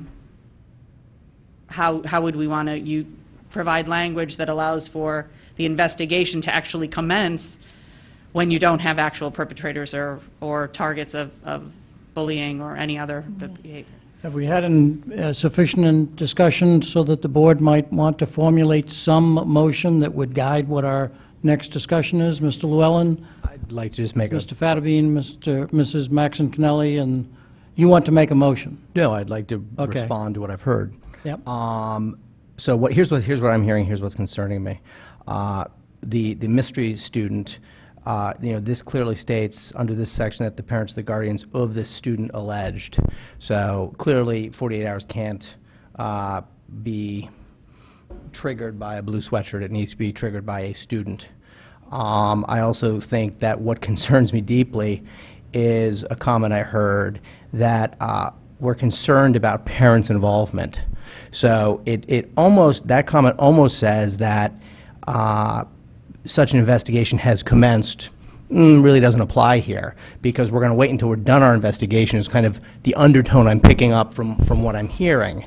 So if I had a child who was being investigated, I'd want to know that promptly. I'd want to know that within 48 hours, because what I just heard here was that there's concern about parents' involvement.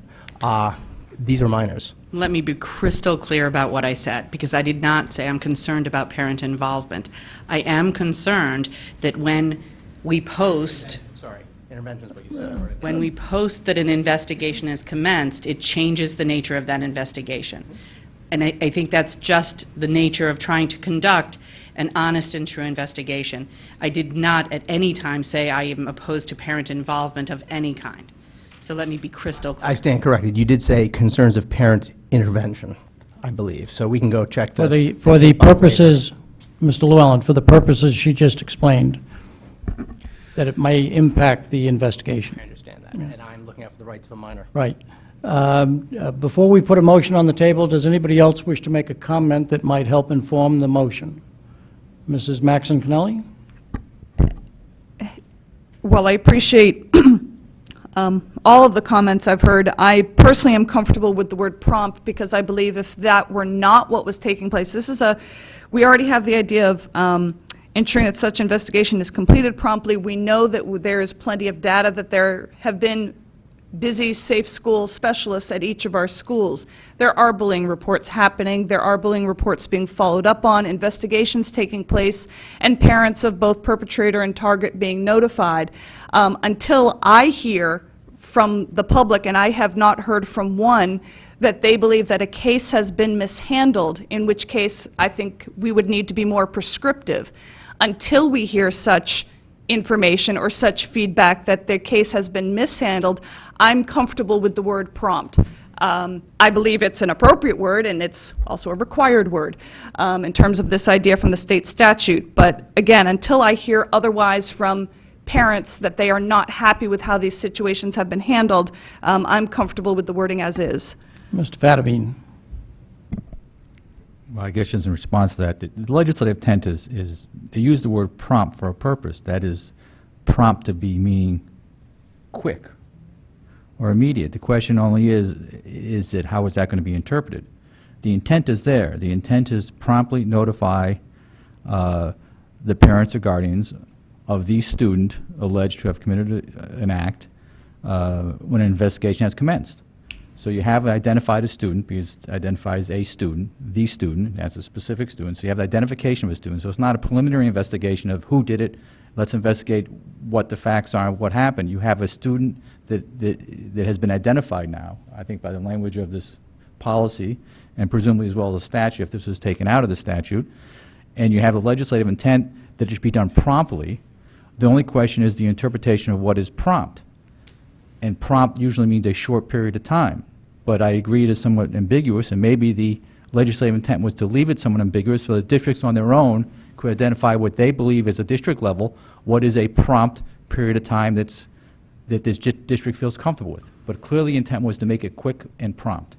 So now we as a district just have to decide, to fulfill that legislative intent, what do we believe is quick and prompt enough? And I guess that should be the debate. I think it should be specific, so there's no ambiguity or no uncertainty, whether it's 48 hours or whether it's some multiple of 3 days or 2 days or 5 days. But I think we should define a period so that is our consensus as to what we as a district mean is prompt. And I think that fits within the legislative intent. So I would, pick an arbitrary compromise of 3 days. So maybe can I suggest. have you actually say, I'd like to make a motion to, and then get the wording that our secretary can be clear All right. about? I guess I would make a motion. I understand the issues with respect to investigation. I understand the issues with respect to doing some analysis, but I think that some of those should be proper. So I would suggest to. And you're discussing that in relation to paragraph 4. Paragraph 4. Mhm. If you want to just go to the 6th line, where it says, whom such alleged act or acts were directed, receive prompt notice, comma, no later than 3 days, that such or Would you accept 72 hours so that there's a clarity there or not? I don't care. May I make a suggestion that you just clarify school days or calendar days, please? Yep, School days, 3 school days. Okay. or 70, or I don't know if you have school hours, but 72 school hours, defined as 3 days. 3 school days that such investigation has commenced. I think that's sort of reasonable. I think it fits in the legislative intent to be prompt. It's our understanding what prompt is. It's more accurate, and I think it's important for the parents to be aware that there's been an investigation commenced about their child, for whatever reason. They So should know. after the word notice, comma, no later than 3 school days, comma, that such investigation has commenced. Is there a second for that motion? Mr. Llewellyn, do you wish to make any further comments, or have you made them? I've made them. Mr. Llewellyn, any further comments, or have you made them? For the rest of the board, any further comments, or? Mr. Patton? I can't believe I'm saying this, but I almost wish we had our other lawyer here. Just from a quick grammar perspective, wouldn't it be, after the word prompt, wouldn't you say something more along the lines of receive prompt notice within 72 hours that such an investigation is committed? Sounds awkward the other way. That's my only comment. I thought we only had one English major at this table. Any comment on Mr. Patton's suggestion that Mr. Fatabeen wants to incorporate? We changed it to within 3 school days, though. Yes, we did. Okay. Yeah, within 3 school days. Okay. I know that you don't believe that this needs to be in here anyways, but Mr. Patton's grammar question. Unfortunately, I understood what the intent of the motion was, so to be very honest with you, I didn't listen to the wording of the motion because I understood what the intent was, therefore I cannot reply to Mr. Patton's comment. So at the moment, it is no later than 3 school days. Any other comments on the motion that is in front of us, which is an amendment to the policy? Mrs. Maxon Kennelly. One question I would have about that is what happens if the allegation or that's happening on the last day of school? I completely understand the concerns raised. I just will say again that I think the word prompt is indicating, I mean, Mr. Fatabeen, of course, is correct. The state statute put that out there.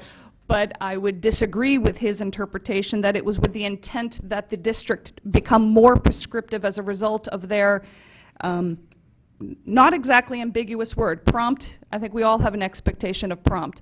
But I think of all the different scenarios that could take place. And again, what if the allegation or the investigation commenced, it's the last day of school, you've got issues of where are staffing, being in touch with the families. I will reiterate my comfort level with the word prompt.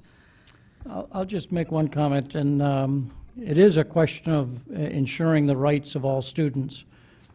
For me, anybody that's been a victim of this, we have to make sure, in my mind, that the investigatory process is adequate and is able to prove or disprove the allegation.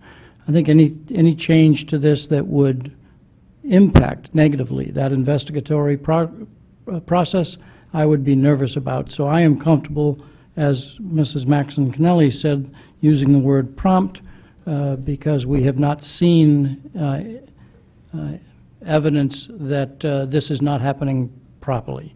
And so at the moment, I am comfortable with the word prompt. Other comments that board members wish to make relative to this motion? Mrs. Lou McCormick.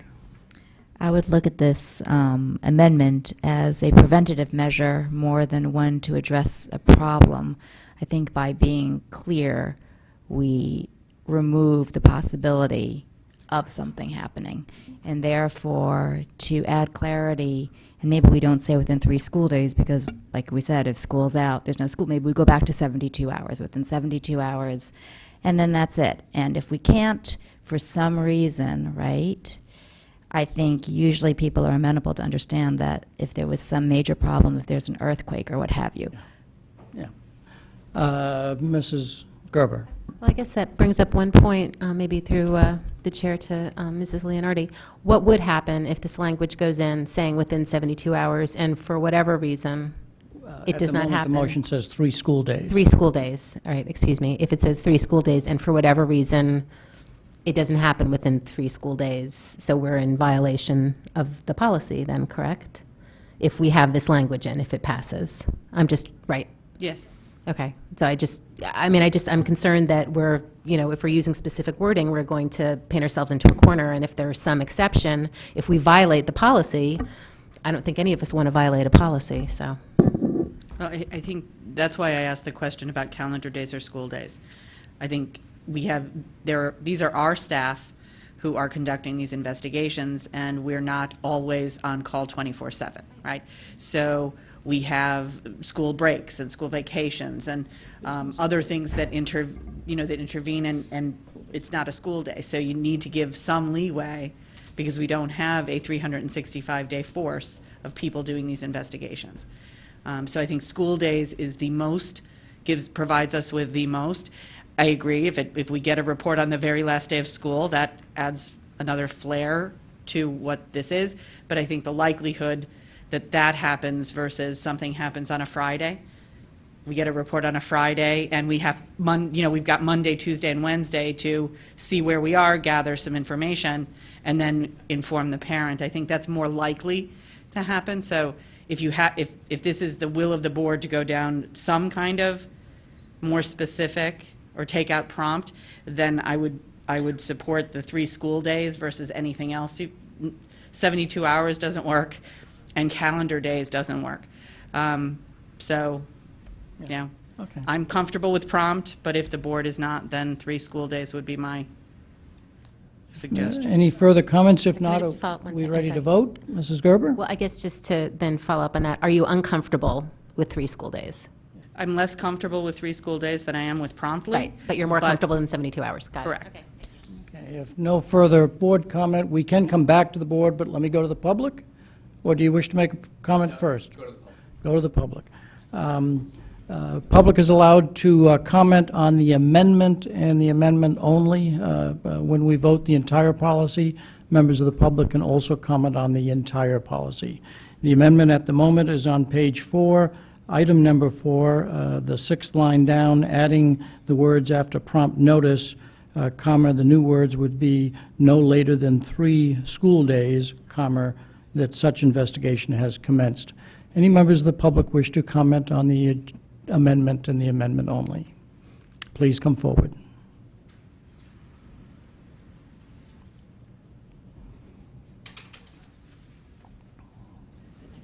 Sure. Hi, Tricia Donovan, Fairfield. I would support the amendment. I think it's good to define prompt. I think the state legislature cannot define prompt because it depends on school resources, so it leaves it to the local control, which is what Connecticut is all about.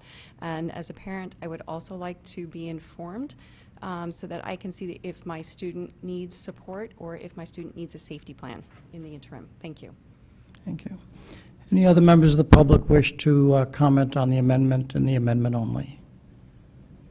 Hearing none, back to the board. Mr. Patton? I think while I appreciate the sentiment of Mr. Fadim's motion and always like to be more specific in documentation where we can be, I think in this case, after hearing what Ms. Leonardi has said and her hesitancy with specifics, that I'm inclined not to support this motion and trust in the staff that promptly they will do their due diligence and give notification as soon as they can. Any further comments before we vote on the amendment? I see no hands going up. So the amendment that is in front of us, the motion is after the words receive prompt notice, it would be comma no later than 3 school days, comma, those would be the new words added, and then finish with the sentence that such investigation has commenced. Everybody understand the motion in front of us? Okay, all in favor of the motion, please raise your hand. Mrs. Lou McCormick, Ms. Carnell, Mr. Fadabine, Mr. Llewellyn, all opposed? Mr. Patton, Mrs. Gerber, Mrs. Maxon Cannelli, Mr. Dwyer, the motion fails 4-4. Mr. Llewellyn, did you have other questions that you wanted to pursue beyond that one? I do. Yeah. In point 8, we talk about mailing notice to parents as opposed to calling and/or mailing, so that you have an affirmative connection with a parent. Given the number of families that have both working members, both parents working, I'm not sure mail is necessarily an affirmed notification of a parent, and it's something as serious as this. Would people be open to a friendly amendment of shall be simultaneously mailed and calls, or mailed and calls placed to the parent guardian?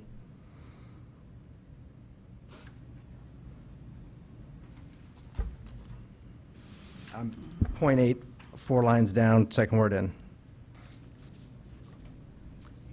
Could I ask if you could comment on what is contained in this notice that is officially sent, and does it lend itself to a phone call? Or let's say that 80% of the phone calls will be a message on a message machine. Right, and I'm trying to get affirmative. Yeah. And mail, if a child knows they're in trouble, they're going to be at that mailbox before mom or dad. Yeah. So I'm just trying to figure out how do we work it. Exactly. I'm just not, what is contained in this notice as to how you, whether it lends itself to a telephone call. With cell phones' prevalence, I think it probably does, and you'd be calling a cell phone, so you actually get a parent rather than a machine. I was actually asking the staff member what But you're looking at their me, sorry. viewpoint was. We're very involved with the parents when this is going on, by phone, and more likely, if you look at the next page, there are required meetings where we invite the family in. So no disciplinary action is rendered to the student. We invite the family in and we talk about disciplinary action. We talk about the potential for increasing disciplinary action for acts of retaliation. We have a very specific model that we use where we meet with both families, separate of course, always separately, where we meet with the families, we discuss the bullying, we talk about what happened, we try to engage in some restorative discipline with the student who may have perpetrated the act, and we work with the other family on a safety plan to address no longer having that. So the notice of bullying is really a written notice, which I believe is we need to do from a legal perspective, to send a written notice home simultaneously mailed, means they both letters go in the mail on the same day. But our job at that point is just beginning. Then our job is inviting the family, and so it's really a letter, it's a form letter that basically discusses the invitation, when we'd like them to join us at the school to have a conversation about what happened. But there's often phone calls happening. There's so much going on with the families at this point that, you know, I think what the legislative intent here was to make sure that no one parent gets information before the other. So the parent of the perpetrator doesn't get information before the parent of the target, so that there's no further kind of engagement outside of the school helping to lead the way to help these families kind of restore homeostasis. And item number 9, I think, does suggest that, that once the letter is mailed out, there is a follow-up to invite people to a meeting. It's usually happening on the same day. So we're calling and saying, we need to have a meeting, you're going to get a letter in the mail, those kinds of things, 9 and 10, because the two are separate. They're separate meetings. Okay. Point taken. I was just thinking through the whole mailing process, but yeah, I mean, you are engaging in steps 8 and 9, so it's not as big a deal, so I can move on from that one. Thank you, that does actually help that discussion. If we go to page 6, and we look at, I guess it would be, what is that? 17, I guess the red line to 17. Yes. Why did we strike required at the beginning of the year to notify employees? It was a change in the statute, so it requires that for each school to provide all employees with a written electronic policy of the school district safe school climate plan. That's why. So you're saying that's verbatim out of the statute? No, I'm assuming that's why it's there, but I'm not averse to leaving it at the beginning. That's when we do it. Yeah, I think we just leave that. So I would like to propose an amendment where we unstrike requires at the beginning of each school year and delete the insertion of requires that. So it requires at the beginning of each school year for each school to provide. So we're just going to undo the edit, so to speak, because I don't think there's any harm in providing it to our employees, as I'm sure they get a packet of a million different things, but I like the idea of the proactive notification. That's fine.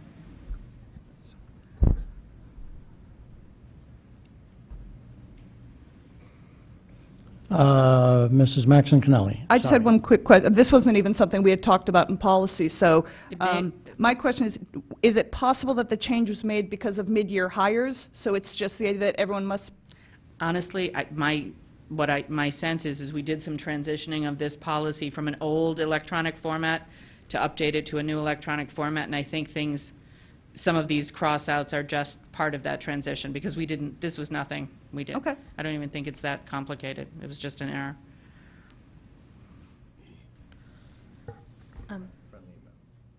Exactly. So let me read this and see if this is what Mr. Llewellyn is suggesting, that the wording of this paragraph should just say, requires that each school provide all school, No. No. all the way through. No. Can Read you what's read right. it the way that Sure. you'd like it to read? Just as it was written previously. So requires, comma, at the beginning of each school year, comma, for each school to provide all school employees. So basically undoing the edit. Striking the second requires that, Correct. and then just undoing the edit, Correct. right? I guess just one Mrs. clarification. Gerber. I did see that school is stricken, and it just says district. Is that? It's the district's Right, safe school exactly. So climate that plan. does not, that stays stricken. I just want to make That's- sure. That one stays stricken. It is the district safe school climate plan. Is there clarity on that? It would read, requires at the beginning of each school year. For each school, so the word "for" would stay in there, for each school to provide all school employees with a written or electronic copy of the district's Safe Schools Climate Plan. Correct. Correct? Correct. Everybody understand that? Is that a friendly amendment that the chair, and who seconded that motion originally? That put the motion, that put it in front of us. Is the board unanimously in support of that as a friendly amendment? Yes. So with unanimous consent, that's what it will read. Any other comments that Mr. Llewellyn you wish to follow up on? I have one more.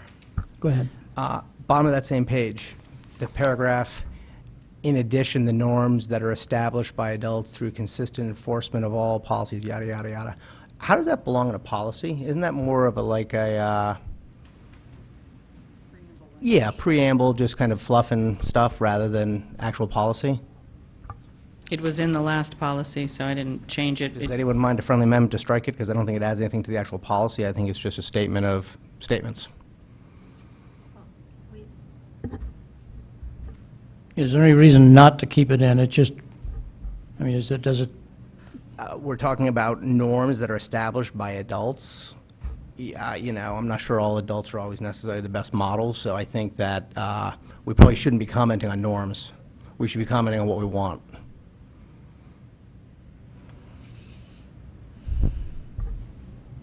any viewpoints on that comment? Mrs. Maxon Kennelly. I hear Mr. Llewellyn's point. Actually, in rereading it today, I reacted to that paragraph as well. I don't like the idea of striking it. If people are interested in or see that it doesn't belong because it isn't dictating policy or dictating action, where I do think it would belong would be in what passes for a preamble on this one, where we have those opening 2 paragraphs ahead of the definitions.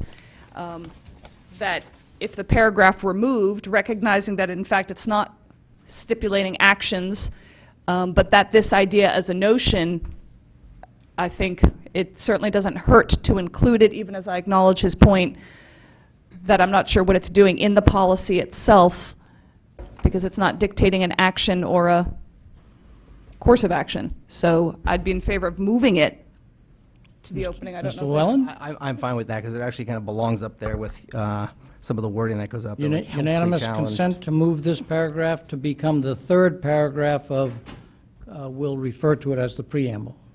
Unanimous consent to move this paragraph to become the 3rd paragraph to the preamble. Okay? On the first page. It's not called preamble, but there are 2 paragraphs before the word definitions. So it would become the 3rd paragraph on that page. So we'll hold the definition. Is that, do I still have unanimous consent? If so? The paragraph as amended, or as changed. Yeah, as it's shown here. So that is a friendly amendment that has been accepted by unanimous consent of the board. Was that your last item, or is there another item, Mr. Llewellyn? I think I've worn out my welcome. Thank you. While he's looking, are there any other board members? Yeah, any other board members that have any comments that they wish to make on the entire policy or any section thereof? I don't see any on that side. Mr. Fattabine.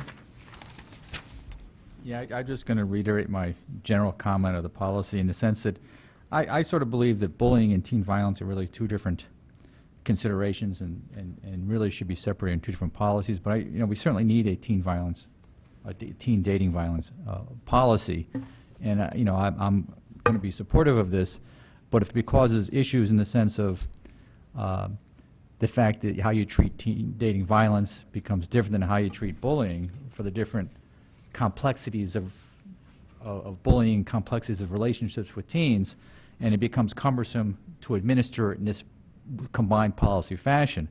I would hope the policy committee would look into segregating them and specifically identifying the needs of teen dating violence in contrast with the needs of preventing bullying. If I recall, at our initial meeting, you raised that as a concern, and Right. and I think the answer was the state put them together. Is that a correct statement?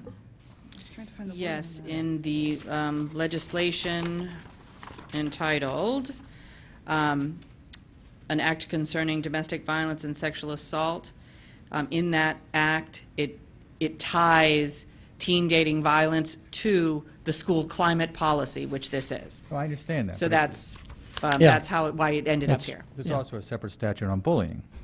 Mm-hmm. There's a separate No, the statute on bullying has now morphed into the school climate statute, Yeah. under which bullying rests. Okay, so, Mr. Llewellyn, back to you? No, I'm good. Thank you. Oh, you're good, okay. Any other comments from the board? If not, we will go to the public on the policy as a whole with the two friendly amendments. No, with the two friendly amendments that were just discussed. Any members of the public wish to comment on policy 5330 before the board votes? Please step forward. I see no one's coming forward, so we're ready to vote. Ready for action at the board level? Mrs. Maxon Connelly? Ready. Okay. The motion before us with the two friendly amendments is that the Board of Education approve the Safe School Climate Plan. No, that the Board of Education approve policy 5330, Students' Code of Behavior, Bullying/Teen Dating Violence. All in favor, please raise your hand. It is unanimous with 8 people present. We have another policy in front of us, and the recommended motion is that the Board of Education approve the Safe School Climate Plan, creating and sustaining supportive and engaging schools, version 2.0. Do I have a motion? Mrs. Maxon Connolly, do I have a second? Mrs. Gerber, do you wish to make a comment, Mrs. Maxon Connolly? No, I'm just looking through it quickly to make sure that anything that we had done, if it has changed the wording in here. So,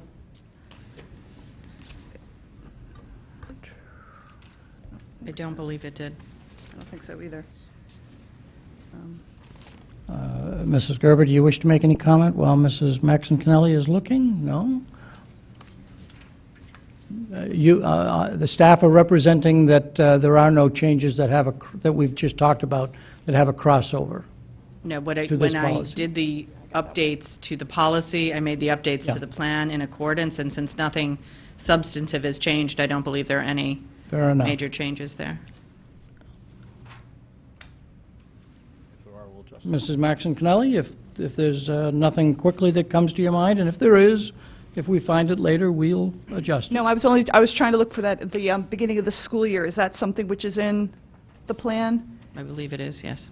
So that, we would need to make a motion at the table or a friendly amendment at the table to get that changed. So that's what I'm trying to find. I'm happy if you want to make a friendly amendment, assuming that that is the intent of the board, to make sure staff gets that at the beginning of the year. I'm happy to go through and add that if it's not there. I believe it's there, though. That's what I'm trying to find. If it's not, we'll add it. The paragraph is, the one that you're referring to is on page 6 of the policy we just passed, item number 17, correct? Correct. So if the motion that we just read was, and to conform with policy 5330, That's fine. page 6, number 17, if such conformance needs to happen, that'll happen. Does that seem reasonable? Right, I just don't want to approve a plan which is promptly Yeah, right. inconsistent with the policy that we just... Understand that, Mrs. Gerber, that motion will include to conform with the change made on policy 5330, page 6, item 17, to get the language the same. Right? With that as a change, any other comments that are made by board members? It's actually, it was never redlined. So if we go to page 11 and look at number 17. So it's there. So it was there. So we've So made we're it good. consistent, so we're perfect. Okay, so we don't need to change this current motion. Thank you. Any other comments from board members on this policy before we go to the public? Oh, it's not this one here? Mrs. Maxon Connelly. I if have no can. other comments. No other comments from board members, so let me go to the public. This is a public comment on the motion that the Board of Education approve the Safe School Climate Plan, creating and sustaining supportive and engaging schools, version 2.0. Any members of the public wish to comment on this policy? Having not heard, see nobody coming forward, are we ready to vote? This is a plan, not a policy. A plan, my apologies. Yes, correct. It's a plan. No comments from the board, so all in favor, please raise your hand. In favor, it's another unanimous, 8-0. Thank you very much. Now we're on to new business, our favorite topic, which is setting the high school graduation times. And the recommended motion is that the Board of Education establish June 17th at 6 p.m. as the date and time of graduation for Fairfield Ludlow High School and Fairfield Ward High School. Do I have a motion? Mrs. Gerber, followed by Mr. Patton is the second. Mrs. Gerber, any comments on the motion? Mr. Patton, any comments on the motion? Does the board have any comments on the motion? Then, Not a lot of sun and no rain, please. okay. We'll work on that. We'll consider that a I'm friendly so amendment. good with the weather. Yes, right. You sure we're not going to have any more snow? Okay. Doesn't matter now. So back to, out to the public. Any public comment on establishing the graduation date as June 17th? Please come forward. Seeing nobody coming forward, back to the board. Are we ready to vote? All in favor, say, raise your, oh, Mr.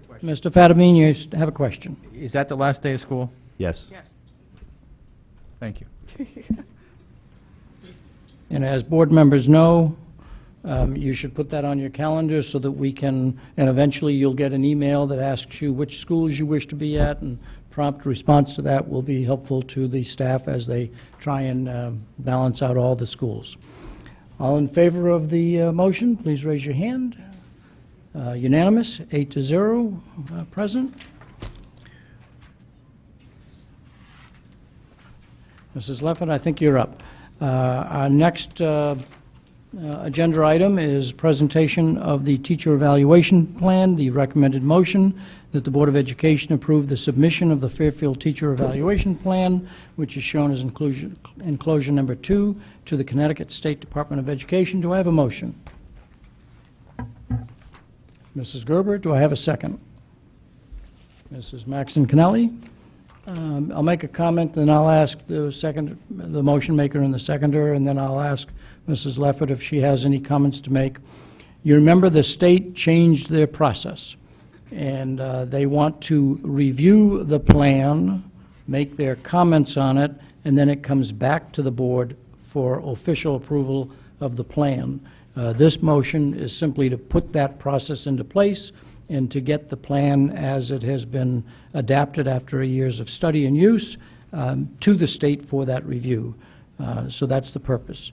The motion maker or the second have any comments they wish to make before I go to Mrs. Leffert? Mrs. Gerber. Yeah, I had one question. A few places in here, and I apologize if I missed it. I was looking for it, but on page 8, for example, here at number 2, mid-year conference, when they talk about the student survey responses, what are the student survey responses? So we had our committee. Remember, we have to have a committee that works together with administrators, teachers, working together on this plan. And we heard loud and clear from the board that there was a strong interest in the use of student surveys. We felt that building in the student surveys into the mid-year review would be a way for teachers to bring survey results. We're going to give teachers a bank of questions that they give to their students, probably open-ended questions, not a 40-point question, but to have them present questions to their students sometime in January. So it could be an end-of-semester course, or it could be a mid-year time frame, that they bring the results of that to their administrator in their mid-year conference and talk about how that can impact their teaching. We felt very strongly that if we're going to include this in the plan, we wanted to have a way for teachers to work to improve their practice with what they learned from the surveys. The seconder, does the seconder have any comments that they wish to make? I do have some comments, but if you had a presentation or So if informal you- presentation, I'll wait for that So first. if I can, having the motion maker and the seconder make any comments, if the staff have comments that you want to make, and then we'll go to the Q&A from the board. Great. I'll speak briefly to this. This year is the third round of our evaluation plan. We call it a professional growth plan. There are no major revisions from the state this year. The previous 2 years, obviously, the first time was the first rollout of the plan. Last year, there were some major changes on how we look at incorporating some parts of the plan and reducing some of the requirements of the plan and giving us flexibility to do that. This year, again, we had two major areas where we looked at changes. One was the use of student surveys, which you've been able to see where we've implemented that in the plan, and we feel that that's a real practical way to do that. And the second piece is we created a subcommittee of administrators and folks who what we call student and educator support specialists, as the state language calls. So these are folks who have non-traditional teaching assignments. So deans, school counselors, school psychologists, speech pathologists, ELL teachers, and so on. They're listed in the document that I gave you. And to take a look at in that 40% piece, which is the classroom observation, many of those roles don't have a traditional classroom where they're working with students. So we put together a subcommittee, and we met on several occasions to consider ways to look at just the 40% piece. How are they going to be evaluated? What rubric are we going to use? So we used the Marzano Rubric for classroom teachers, and that focuses very extensively on classroom instruction and design. And we looked at several rubrics and ultimately chose to go with the state rubric that has come out for student and educator support specialists, which is linked to the Common Core of Teaching.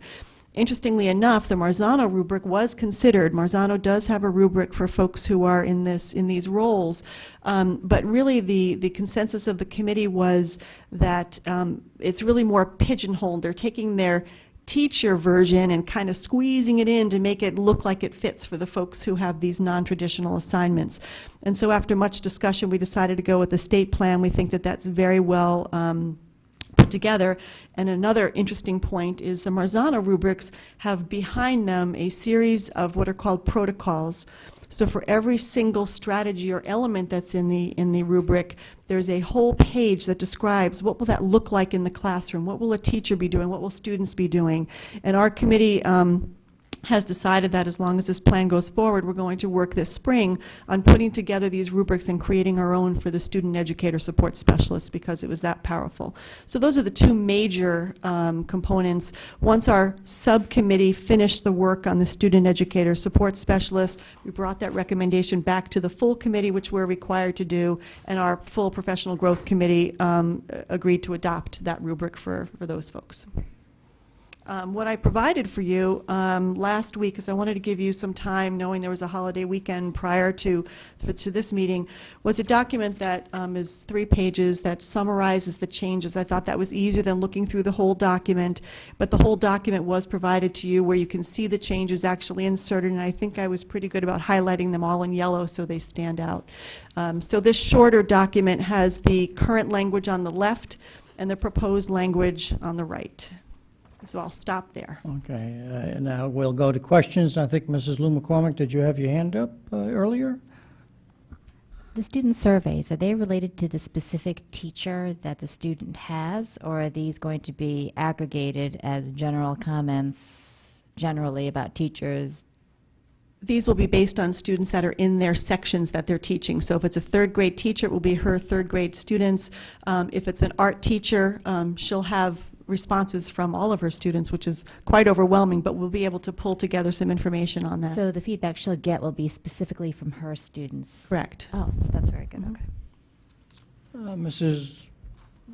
Maxon Connelly. And then Mr. Llewellyn.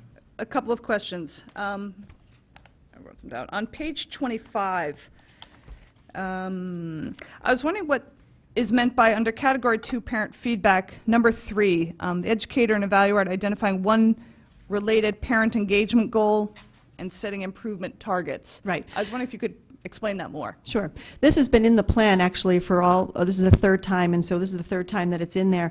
We do use parent surveys, and this year we have the climate survey to use. That's what I was wondering. Yeah, so what schools are doing right now is taking a look at the climate survey and identifying areas of growth for their building. What have they noticed based on the plan? And then teachers will be able to look at probably 3 identified areas of work in a particular building, and will choose an action that they want to follow through on to improve in that area. So depending on what the area was of a lower, say, score on the school climate survey, there are lots of things that could happen. Ways to include students who are not performing. So how do we help students? So I'm going to do something to work with students who feel disenchanted with the school based on a parent survey that we got. Or I'm going to parent communication seems to have fallen down in our survey that parents are looking for better ways of communication. So I'm going to create a way to communicate with families, and here's how I'm going to do that. So it's really more of a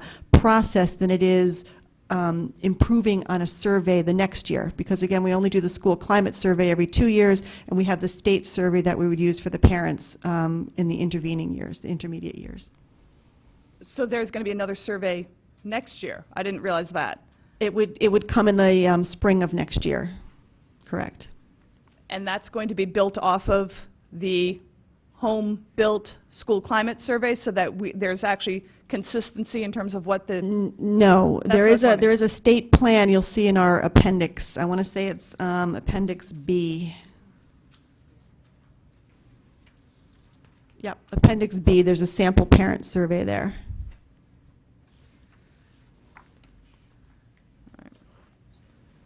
Sorry about that. I didn't That's okay. remember seeing that. It's on page 44, beginning on page 44. 44 and 45. Right. Okay, but that will be individualized to the teacher. The teacher will select. It's not going to be that the school mandates, we are all working on this goal. The school will identify several major areas that have risen. We'll have that conversation at the beginning of the year when they're talking about their school improvement plan. And again, this is nothing different than we've been doing for the past 2 years. Teachers are then choosing an area to work on in some kind of a performance task that they'll be able to do and prove to their administrator at the end of the year. Right. And recognizing that this is something we'd already approved, I was asking because we've just gotten the school climate results, so it was coming off of that. My next one, just very minor point, on page 29, and I know I should know this, but correct me if I'm wrong, we're doing Blue Ribbon anymore? Mr. Rafferty or... No. So should So that we be should have stricken? taken that off. Okay. Yeah, we put in the I ready, but I'll strike that. I can strike the blue ribbon, thanks.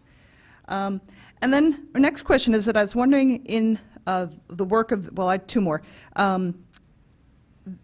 Given that we're discussing the strategic plan, is some of the data points we might be looking at, for example, those course enrollment was something that was factoring into that district strategic plan. Is that something that could be factoring into the teacher evaluation in terms of data points? It's hard to say. If you're looking at a survey and you're looking to improve course enrollment in some area, for example, in AP, it might be that there's some way that a building is looking at improving enrollment in AP courses. I suppose there's ways that could be brought into the plan.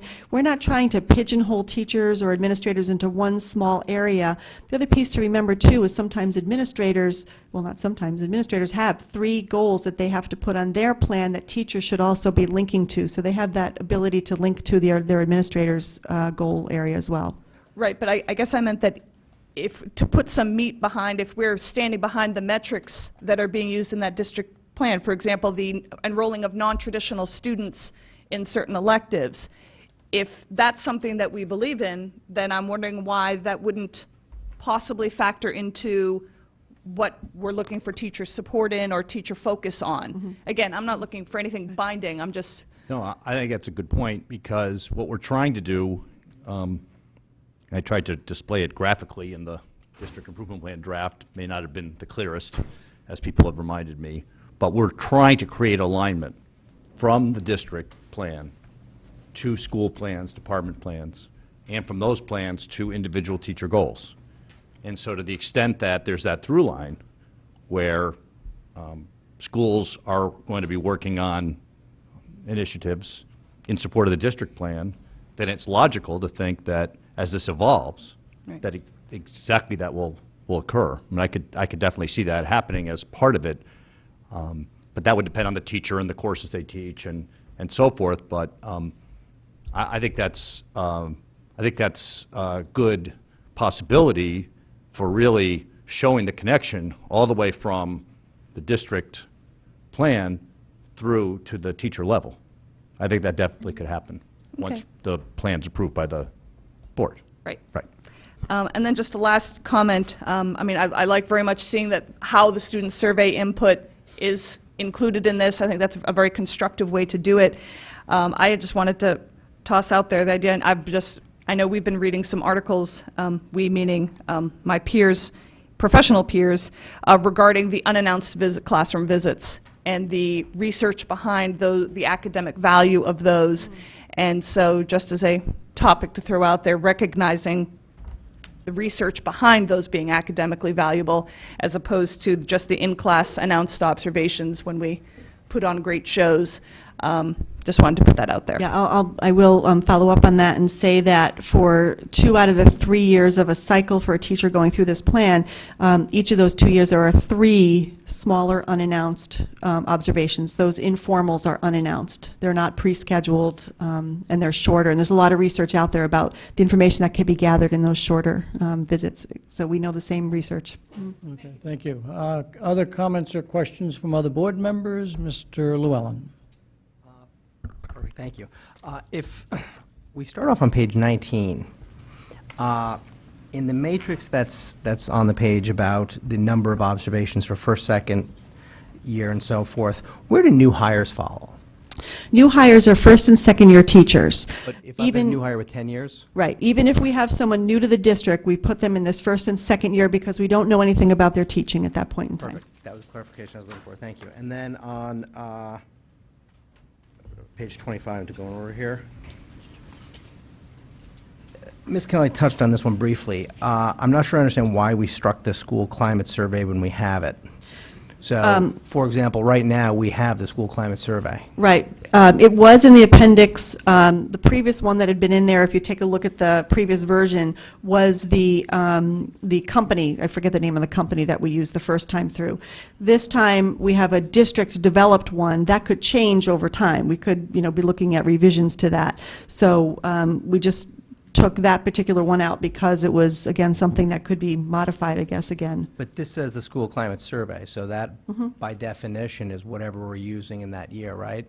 So I think we would stick with the school climate survey as coming up to with a, a state model parent survey. We'll use our district school climate survey every 2 years when we're required to give it, and then we would use the state one in alternate years.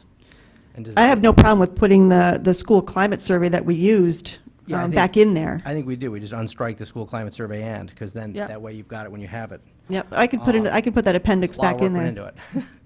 Okay, thank you. That'd be great. And then page, what do I have on 32?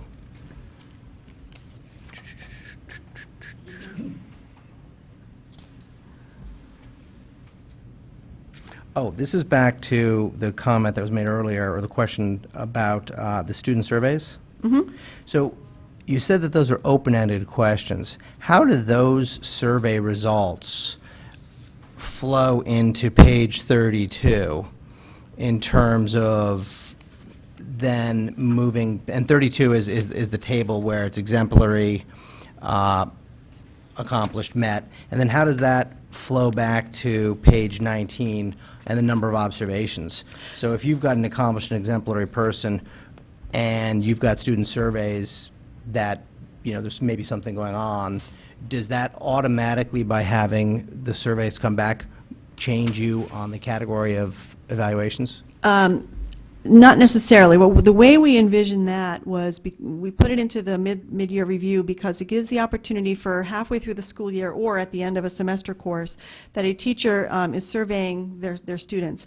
We're looking for an aha moment for a teacher to say, you know what, I noticed and I want to do this differently, so I want you to come in my classroom and see this. So we really see it falling in that 40% area, the observation, which is the observation of teacher practice. We're looking for some kind of impact on teacher practice in the classroom. Okay, and that's why they're open-ended. Correct. And back to page 32. It's kind of the debate we had earlier, and I know which way the vote will go. But when you say all or most students, once again, I think that should be qualified. Yeah, we changed this language because it was confusing in the previous. You could have really fallen in accomplished or exemplary based on the language that was in there. And you'll see that on the 3-page document that I gave you. If you look at the left-hand side, the language was confusing. So what we looked at here is that to be rated exemplary, and we're looking here at the 45% area, which is the assessment area. Right. All or most students have to exceed the target for a teacher to be considered exemplary in that 45% area. All or most students have to meet the target for a teacher to be considered accomplished in that area. But I guess my thought is, why don't we say greater than 90%? Need to exceed greater than 90%. That way there's no subjectivity, and everyone across the district, regardless of who is doing the observations or is the principal, administrator, everyone is being evaluated the exact same way. This number of students did it. It's greater than 90%. Therefore, you fall here. It removes that subjectivity and actually gives teachers across the district the comfort of knowing that they're being evaluated in the identical fashion as opposed to allowing for subjectivity. I will bring that back to the committee for their consideration. I think it's something we can certainly look at. This language, the original language of the chart that you'll see in the shorter document, came from the state. And again, we felt after the practice of really using all of our teachers or having our teachers in the plan, we felt that it was ambiguous. So this was our attempt to make it a little more refined. And my point is just, I don't care if it's 70%, 80%, 90%. I'm not trying to set thresholds. I'm trying to create uniformity. So that way every teacher is being evaluated on the same metrics as every teacher in every other building. So that was the thought I had there. Okay. That was page 32. It's a good thing you didn't give us time to read this. Page 45, let's see here. Luckily, there weren't too many changes. I was hoping that's how the 3-page document would guide you. 45 is just a comment on number 12. I'm not sure what relevance that really has here. I actually think that might be a counterproductive question to be asking of folks. The question is, what's the highest level of education that you've attained? And this is on the part where you're seeking parent feedback. I think that is wholly inappropriate to be asking a parent after you've asked them what they think of the class, saying, oh, you've got this education level, therefore. So I think that should be removed. Page 60. Oh, and then page 63, which is your list of, it's Appendix M, the glossary. All of these, I shouldn't say all, many of these tests are outdated, like the CMTs are still in here. iReady's not in here, so if we can just get that to conform with whatever is in Dr. Title's latest list that came out that we'll be discussing next. Yeah, we still have a chance to tweak this. What we really need from the board tonight is the approval to send it into the state, because they may have other tweaks. So maybe we could take the feedback, bring it back to the committee. But I think it's important to stay on the timeline. If we can get your approval to submit tonight, you're still going to get another chance after the committee takes a look at your suggestions and they come back. Yeah, that's fine. I would think that things like conforming the list, if we can do that before it's submitted, that's helpful. Yeah, that's easy to do. Yeah, that's what I mean. Yeah, cool. Any other comments, Mr. Llewellyn? I can keep going. You want me to? Say again? I'm good, thank you. Okay. Mrs. Lou McCormick, you wanted to have another comment? Yes. Going back to page 32, when you talk about the all or most students, I guess I have a question about the targets. When you say exceed the targets contained in the indicators, how specifically are we identifying what targets are? Very specific. The language has to be measurable. So they're created as SMART goals. There's a section in here that talks about how a teacher has to develop that. So they are identifying the number of students that either have to reach a certain target or the number of students and how they progress, what's their percentage of growth, how they're achieving the growth over the year. So that work is all done at the beginning of the year. It has to be, as I said, measurable. It's very specific language in there.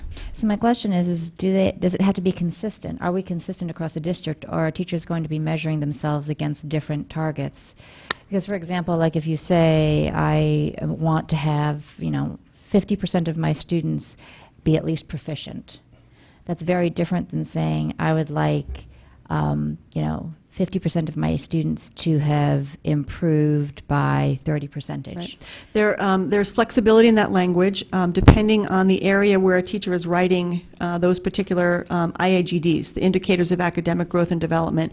That's the specificity that comes within the area of the learning objective that they chose to identify. So you might have a third grade teacher that's working on improving reading skills, and they're going to set some targets perhaps related to DRA growth or hitting DRA targets. You might have an art teacher that has portfolio scores or rubric scores that they need to attain, and perhaps students are at a 2 on a rubric and they want to move to a 3. So those kind of measures are really based on what the teachers identified with their administrator, what the target areas are. Right. So let me just jump in on this point. It also relates back to what Mr. Llewellyn was talking about. This state took a different tact on these measurable performance indicators than other states. And what Connecticut decided to do was to allow for the discussion, negotiation, agreement between the administrator and the teacher as to what the appropriate target is for that teacher, given the group of kids sitting in front of her, given the history or whatever. This is the appropriate high target. Because the state is basically saying we trust the administrator and the teacher to come to agreement, and that they will not have the teacher set a really low bar and then let some other teacher come in and force them to set a really high bar. But there is this mushiness to this that's not present in other states, and the same thing at the back end in terms of most. There is built into the Connecticut model this flexibility that I understand makes some people uncomfortable. The alternate to this that this state didn't go with is the New York and the New Jersey model, which is called value-added measurement. And what they did was they attempted to quantify this and say, given the kids in front of you and their test scores, this is what you should reasonably be expected to accomplish with these kids by the end of the year. And if you either exceed it or you meet it or you don't, and there's no negotiation. The state sends in the number, and that's what you have to live with. That has turned out to be an unmitigated disaster, but it is clear as to what happens. And so it's all through the state, you have this, negotiation is the wrong term for it, but this interplay between the goals the teacher chooses to set and the goals the administrator wants the teacher to set. And the feeling is that you get a better chance of achieving that if both parties agree to it. And the same interplay happens between the principals and their supervisors. They have to set targets and goals with their supervisor. And that's also kind of, negotiated. So the Connecticut model is really different, and I think it's really, you strive for some consistency. I worry about what you're worrying about, which is that there's almost like incentives built into this in some cases to not set a high bar, right? Because if you think about it, the principals are scored based on how many teachers meet their targets. Okay? So if they make the teachers set impossible targets, then the principals are going to get marked down for that, right? And in fact, the central office people are scored under this system by how well the principals meet their targets. And that's just the system the state set up, so you sort of have to, and we're going to constantly work on being more consistent about this. We've worked on this with the administrators to be as consistent as possible, but there is this interplay where we don't want, and we review these, we don't want principals to allow teachers to set targets that are, just so easy to meet that everyone's way above them. But on the other hand, we don't want to just give them the target. So it's not messy is the wrong word, but it's just more complicated because that's how Connecticut's chosen to do it, and other states have chosen a different tack, which has had all kinds of unintended consequences that have been really bad. So I know we want to kind of nail this thing down, but the language is in there because that's sort of the state, the Connecticut went in that direction as opposed to other states. Not saying it's good or bad, it's just how it is. So can I Please continue that? respond, and then if there are no other questions, I'd like to go to the public and then come back to the board. Ms. Carnell, before we go to the public. Mrs. Lou McCormick. So understanding that, actually, I mean, it's in a way, it's nice that Connecticut has given all the districts leeway to determine what they view their targets to be. However, I do believe that from our perspective, it is kind of part of maybe why we convene is to then create the vision of what we think as a district, what direction and how we want to convey the message of what performance means. And again, kind of my example of is 50% of a class hitting a certain target or 80% of a class hitting a particular target a good or the correct motivator for a teacher to deliver challenge to all 100% of the students? Or is that a message to be able to deliver challenge to 80% of the class? And is maybe a different motivator one that says, I want to see that you have delivered 10% growth to each student in your class?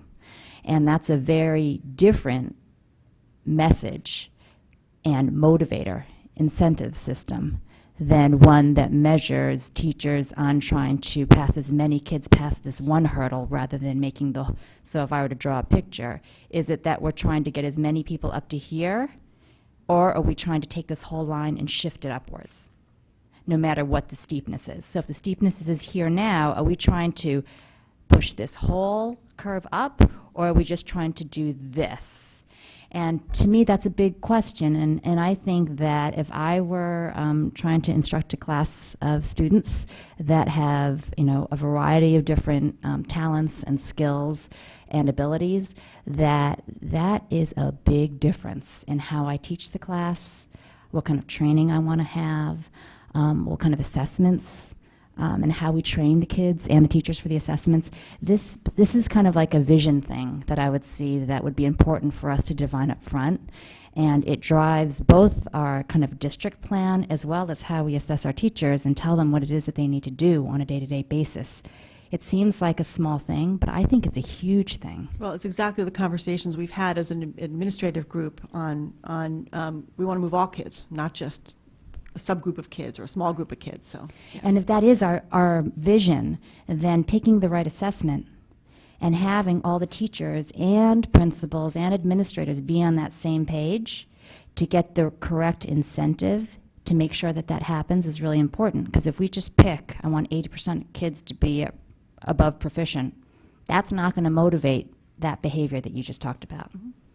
And so we get more complicated, it gets more complicated. And so I guess I want to understand, have we thought through that, and leaving it kind of haphazard to be individually negotiated between each teacher and principal, to me, opens up just a whole can of worms that could be avoided if we give a vision up front. Right. We're required to offer that opportunity for discussion between an administrator and a teacher. That's part of the requirements for the plan. Right. No, I understand. But if we as a board can, and you know, with the administration, say, listen, this is what we're hoping. We want to get to this. Now, if you want to set this for your class at 5% for each kid versus 10% versus 20%, you know, that we can have some leeway. But we're looking really for you to pick targets that that exemplify growth for each student as opposed to an average for a class or for a grade. And so I don't see the specificity on that vision, and I am concerned about that. Okay, thanks. Ms. Carnell. Thanks for the highlights. That was helpful. I'm just a little confused because when reading this and reading the highlights, I kind of felt I was going in circles a bit, so maybe you can help clarify. Okay. Who are the evaluators, and how are they evaluated? Okay. And so, okay, so the let's start with that. evaluators are our administrators. Elementary teachers are evaluated by elementary principals. Middle school teachers are evaluated by middle school principals and assistant principals. High school teachers are evaluated by their house masters. Curriculum leaders evaluate teachers. Special ed coordinators evaluate teachers. So it's our administrative team works to evaluate teachers, and we work on calibrating how we do that and what we're looking at and seeing in classrooms. Each administrator is evaluated by a central office administrator. So. Right, it does go in Right, circles. yeah, it does. So, Well, it doesn't go in circles. right, it's a step It up. cascades. So, and it should be clear, the assistant principals or the vice principals or the house-masters, they're evaluated by the principals or the Correct. headmasters, right? So the people that are evaluated, if you're a housemaster at Ward, you're evaluated by the headmaster at Ward, right? So the only administrator at Ward who's evaluated by someone in central office is the headmaster. Which would be you or anybody in administration. So the way we do it here is that we've divided the work out in the following manner. The high school headmasters, the two of them are evaluated by Mrs. Parks. The middle school principals, the three of them, are evaluated by Dr. Boyce. And the 11 elementary principals are evaluated by, for right now, Mr. Rafferty, that position. That's the central office principal relationship. There are 6 curriculum leaders who are also administrators, and they're evaluated by central office. The 4 secondary curriculum leaders are evaluated by Dr. Boyce, since she's the director of secondary education. Who's this, wait, I'm sorry, you said 6? The 4 secondary curriculum leaders are evaluated by Dr. Boyce. And the 2 elementary curriculum leaders are evaluated by Mr. Rafferty, that position. And That's the pretty much how it works. Special education coordinators. Okay, yes, thank are you. evaluated by Andre Leonardi. Right. So there are, and this is in your policy manual. There's an organizational chart, which is it's a reg, and it's in there. So you don't have to scribble it all down, but that's how it works. Does that help? That's very helpful. Yep. But to your point earlier, I guess, and you were saying because Connecticut is a little mushy, to coin your phrase. Yeah. So if the headmasters are being evaluated by Ms. Parks, and it just trickles down, you're right. Who's to say where the guidelines are or the uniformity of the guidelines? Right. So we And I know you addressed that just a yeah. little. So we've been working very hard on that to try to ensure as much consistency as possible on both sides, both halves of this, because it's also important. You think the test score part is mushy. The observation part has the potential to be really complicated. So remember, there's really 2 parts to this. One is to have consistency of the administrators when they set their goals with their teachers to make sure that they are lofty and achievable, and set the right incentives. And that's one part of it. And also that when they apply the rubric at the end of the year, that they do that consistently. And that was something that Ann and the staff have been working on. So when we say that this plan has caused us a lot of additional work as an administrative team and a lot of extra work for principals and central office, we're not making that up. So that's half of it. The other half of it is to be as consistent as possible when rating teachers on the Marzano Rubric, which is the basis of our evaluation. And that we work on constantly because we're still talking about human beings going in and watching a class, taking data, and trying to apply a lot of different rubrics that are in the Marzano protocols.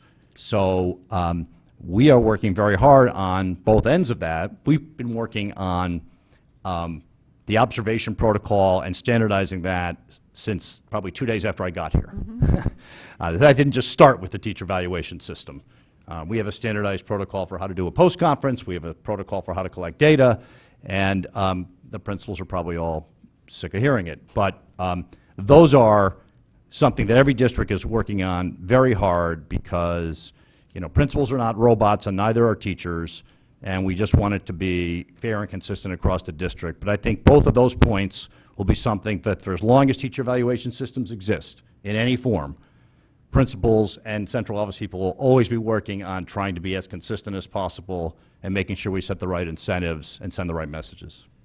So if I may continue, it says in the formal. What page are you on? I'm sorry, page 18. Thanks. Your highlight. Yeah.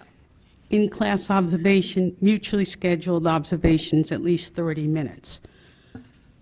Who would be doing those 30-minute observations? So our committee stated that because a teacher will have a formal observation by the time they're past their first 2 years of teaching with us, they'll have a formal in-class observation once every 3 years.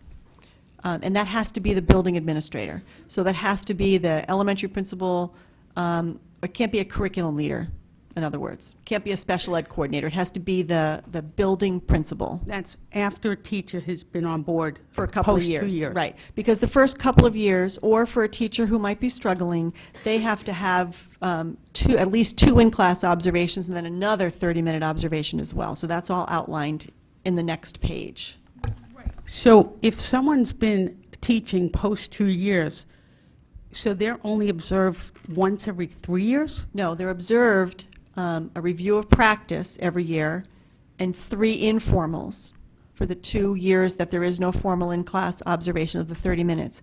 If any of those informal observations or the review of practice, which could be watching a teacher in a data team, watching a teacher mentor someone else in a grade level meeting and so on, if there are concerns in any of those, then the administrator can do a formal in-class observation. So that's never off the table if there's a concern.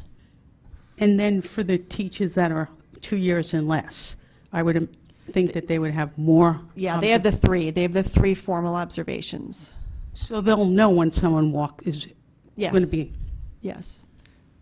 And many of our I'd administrators... look good, too, if I knew someone was walking. Well, there are still administrators do informal observations all the time. Our administrators are in classrooms all the time. Just because it says here 3 formals have to be done doesn't stop an administrator from visiting a classroom, at any time, and they do that all the time. When you say administrators, you mean someone from head office? You don't mean No, I mean classroom teachers, building administrators, curriculum leaders, and so on. Special ed coordinators observe. Sure.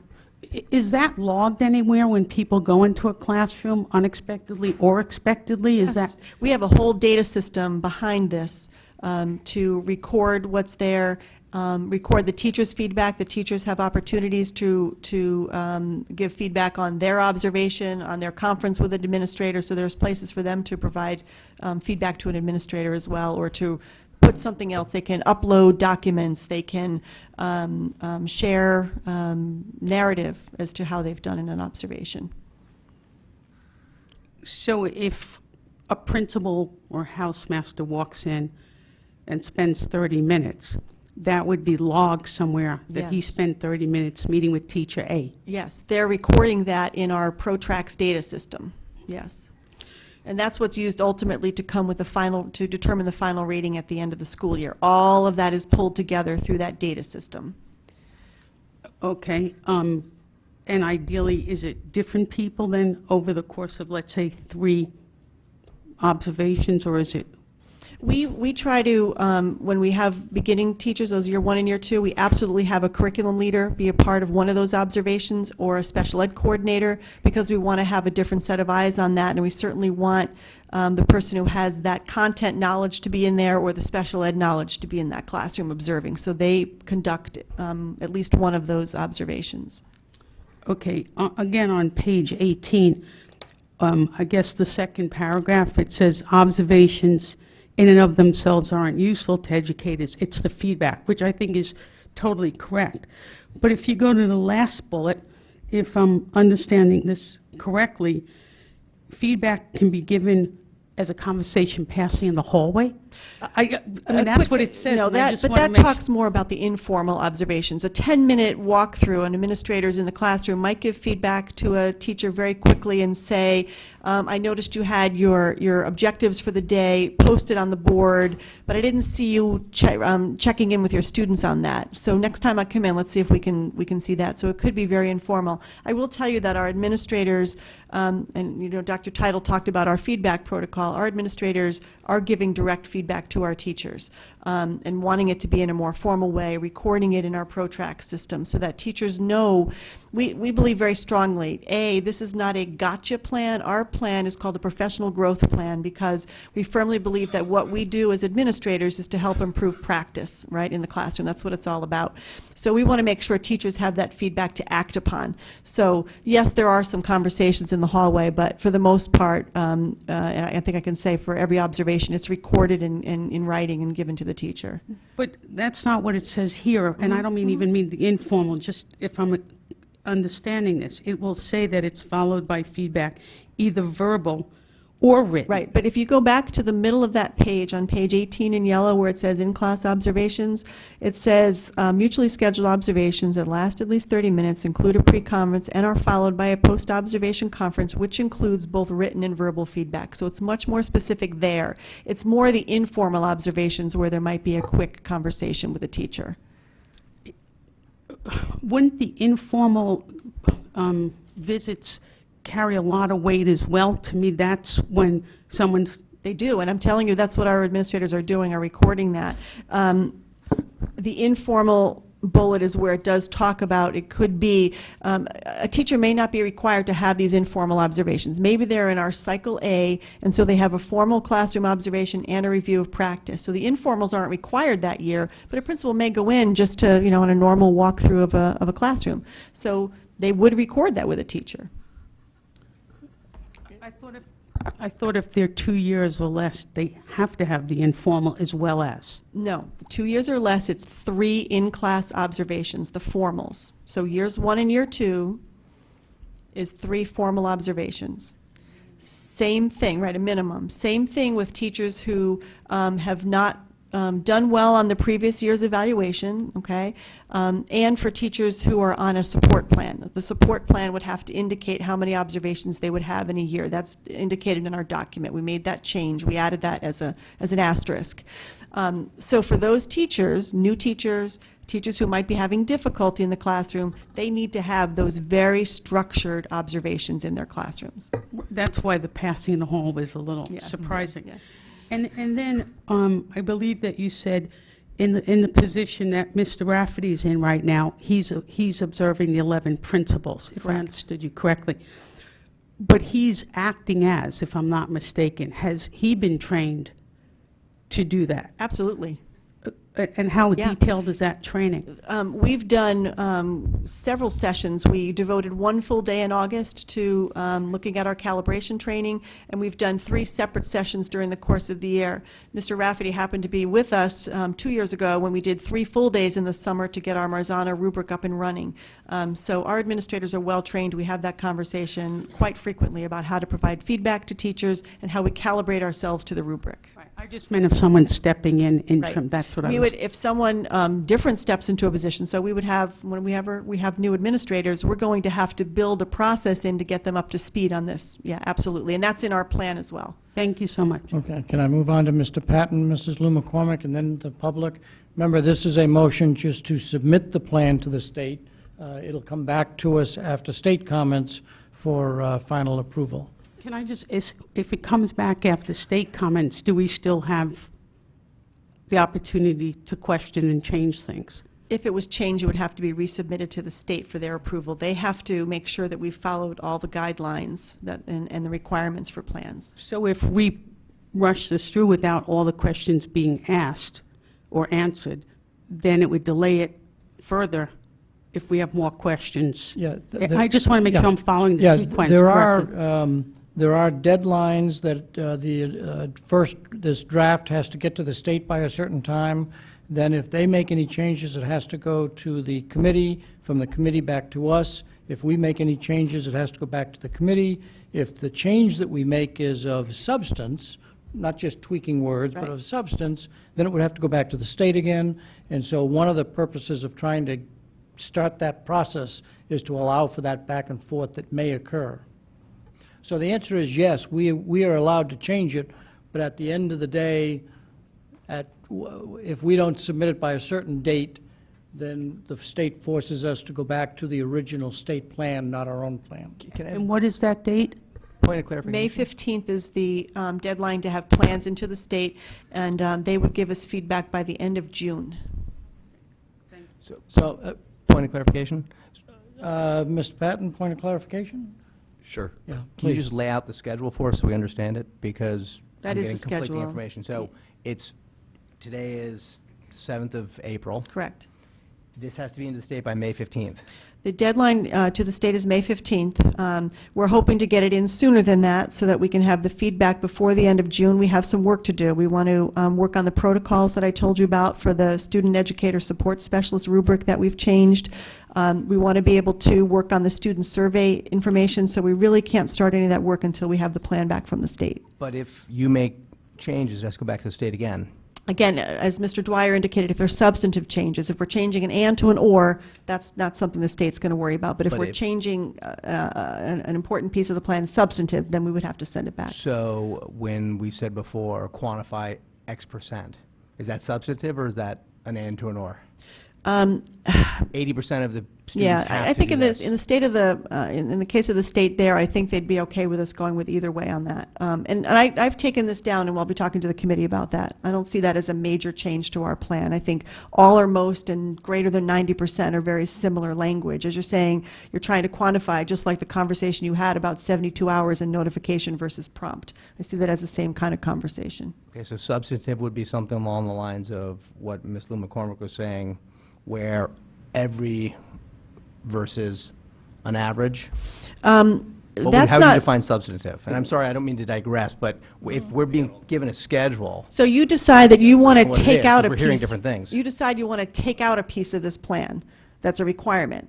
We can't do that. I'd have to inform you that we can't do that. But if you require a major change to some writing in here, the state has to be sure that that conforms with the regulations that they've provided to us.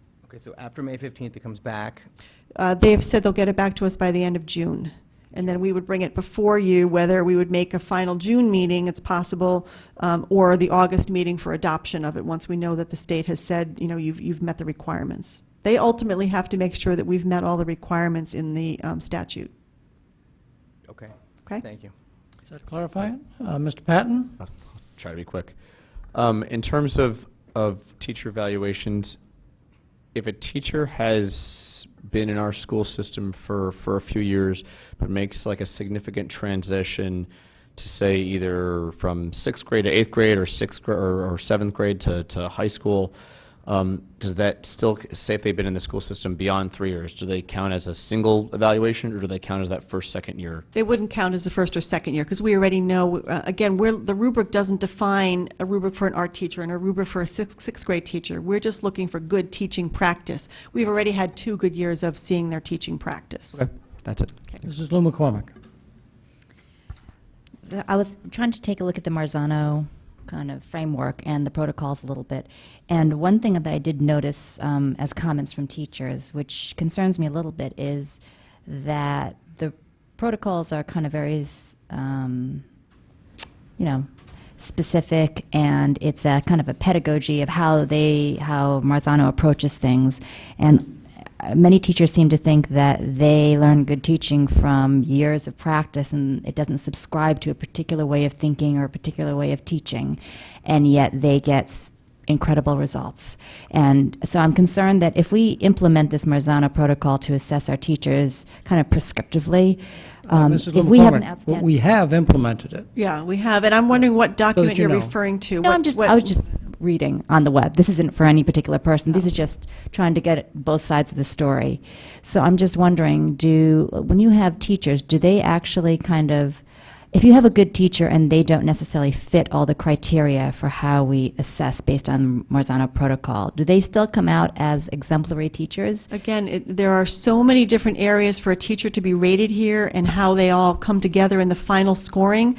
The biggest area of weighting is the 45%, setting the targets, the indicators of academic growth and development. So that has the biggest weight, and then 40% is the classroom observation. So there's 85% of the teacher evaluation, and a teacher is not evaluated on every single, all 61 elements of the Marzano rubric. That would be outrageous. There's no way anybody could do that. So teachers identify areas they want to show growth. They identify areas where an administrator wants to see growth, and those are the areas that are focused upon. But an administrator takes notes on whatever they're seeing in the classroom that a teacher is implementing based on the rubric. It's too complex for me to try to describe right now exactly how that works. I'd be happy to meet with you separately if you'd like to do that. But I think to try to explain how all of this plays out in motion is very hard to do in a meeting of this I just want to make nature. sure that at the end of the day, if we have an outstanding teacher, that it isn't necessarily following exactly how the Marzano principles are and acing each of those individual lines, that they are still exemplary teachers,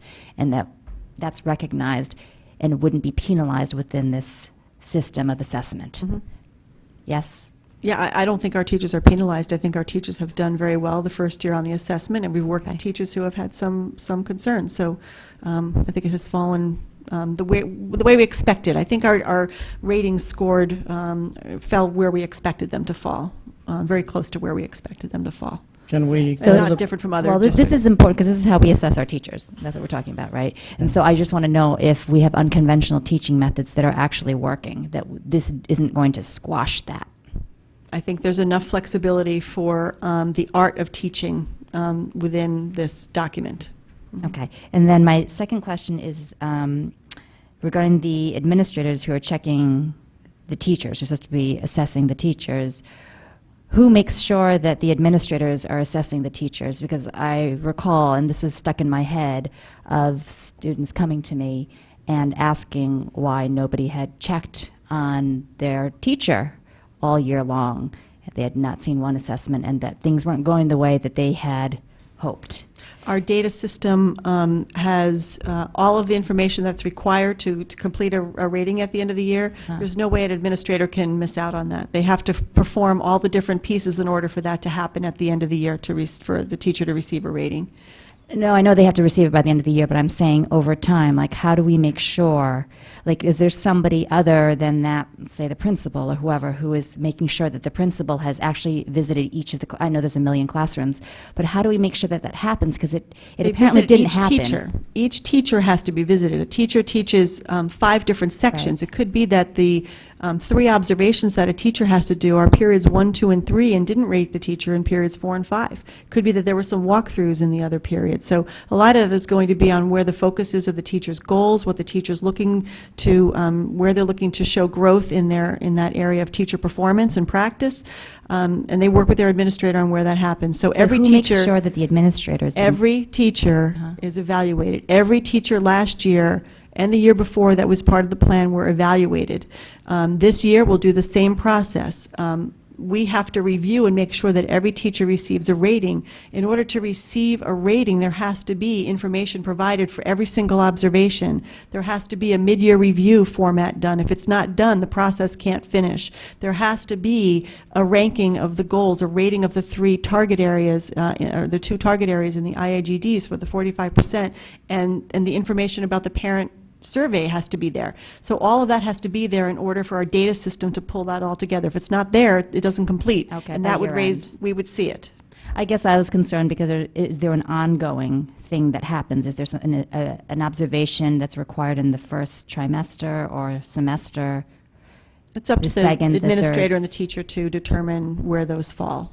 And different administrators do it different ways. We're not prescribing to them when they have to go into the classroom. Okay, may we move to the public? I have one more question. You just brought it up when you said about the, they receive a rating. At what point, or if, a teacher's rating falls below, what is the process? I mean, it's detailed in here that we would do some extra work with that teacher. We have a structured support plan that might be put in place for that teacher, and it's all about providing support and opportunities for growth for that particular teacher. and let's just say that doesn't work. At what point is it, is the teacher sort of, There's a sat down? paragraph in here that talks about a teacher being rated as ineffective, and then we would follow a process there. Thank you. The motion on the table is that the Board of Education approve the submission of the Fairfield Teacher Evaluation Plan to the Connecticut State Department of Education. Do we have members of the public that wish to comment on that motion before the board takes action? Please come forward, state your name and address. Hi, Tricia Donovan, Fairfield. I was listening, and Dr. Titles, you said that the review system was a cascade system, top-down. And I was wondering if there's any room or any plan in the evaluation system for more of a 360, sort of a bottom-up, in terms of teachers evaluating their administrator for the type of support they're receiving, for what their needs are, and going upward that way to make sure that it's a full circle. Thank you. Any other members of the public wish to come forward? Let me get all the comments, and then you can. Oh, I don't want. Please do. No. Oh, okay. Yeah. No, because you're. I mean, by all means. Suzanne Miska, 123 Reigate Road. I feel sorry for our teachers. This is a lot we ask, and there's a couple concerns that I have. And I know how everyone feels about certain topics, and it was addressed at a PTA meeting about leveling, and where our teachers have now been asked to kind of deal with very blended and melded classrooms. And I am concerned because I think, our teachers try to do a heck of a job, but they have a very diverse class structure that they are now trying to hit a curriculum on. And so I agree with the last parent. I mean, I think there has to be a double role here. I mean, as a parent, I would like the students to also not only be able to comment on a teacher, but to comment on a housemaster or a headmaster or a dean or a guidance counselor. I think that's important, the student feedback. I mean, we want to discredit our students, but especially at the high school, they can pretty much tell you what they're seeing. The other kind of concern I had in this, and it's only just this year that it came forward, was that we have housemasters kind of as department heads, and we have curriculum leaders. And I'm not a teacher, but I've got to tell you, to think that I have a curriculum leader and a housemaster both kind of running the range here on the department is confusing. It's confusing to me as a parent, because if I have a question, I contact the headmaster, then I get sent to the housemaster, who's the head of the department. And I'm sorry to interrupt, but I don't want you to stray too far from the motion that's actually on the table regarding the teacher evaluation plan. I would just like to see, parents and student surveys, not just on teachers. I think we have to look at the whole school. I mean, we're doing safe school climate on everyone, and I think it could be valuable. I mean, the teachers should have a say too in how this works for those who are observing them. I mean, it has to go both ways to make the climate healthy. So, thank you. Are we ready to act? Any other final comments? Dr. Title, is there any final comments that you wish to make? Well, I might as well have Ann address this while it's sitting out there. We're not talking about the administrative evaluation plan, but perhaps you can describe the components of the administrative evaluation plan that involve feedback from parents and teachers and so forth. Actually, in a very short period of time, probably end of April-ish, early May, as part of the administrator plan, teachers are asked to rate their evaluators in certain areas. There's a survey that goes out to them to give feedback to their evaluators, as well as for parents to do that, to rate the administrative team in their building. So that is part of the plan. We started that last year as part of the plan, and it still remains a part of the administrator evaluation plan. Thank you, Ann. So that goes out to every parent? It goes out through Infinite Campus, yes, correct. Mm-hmm. And when it goes out to the teachers, is that anonymous? Yes, yes. Any of the results are anonymous, so we look for feedback from our teachers, and we look for parent feedback on our administrative teams. Mm-hmm. Okay, no further comments. Are we ready to act? The motion is that the Board of Education approve the submission of the Fairfield Teacher Evaluation Plan to the Connecticut State Department of Education. All in favor, please raise your hand. Mr. Patton, Ms. Carnell, Mrs. Gerber, Mr. Dwyer, Mr. Fattabine, Mrs. Maxon Kennelly, all opposed. Mrs. Lou McCormick, Mr. Llewellyn. The motion passes 6-2. Thank you very much. We now have in front of us item C, the discussion of the draft district improvement plan. This is the first time, won't be the last time, that we take a look at this plan before we get to the end of the year. I'd like to suggest that we structure our conversation on this plan And once we have conversation, I'll invite members of the public to comment on it. In kind of in order of three things. First, if we could entertain questions from the board on if there's anything in the document that's not really clear to you and that you want to clarify, that you would like to get better explained. Let's just get the facts on the table, if you will.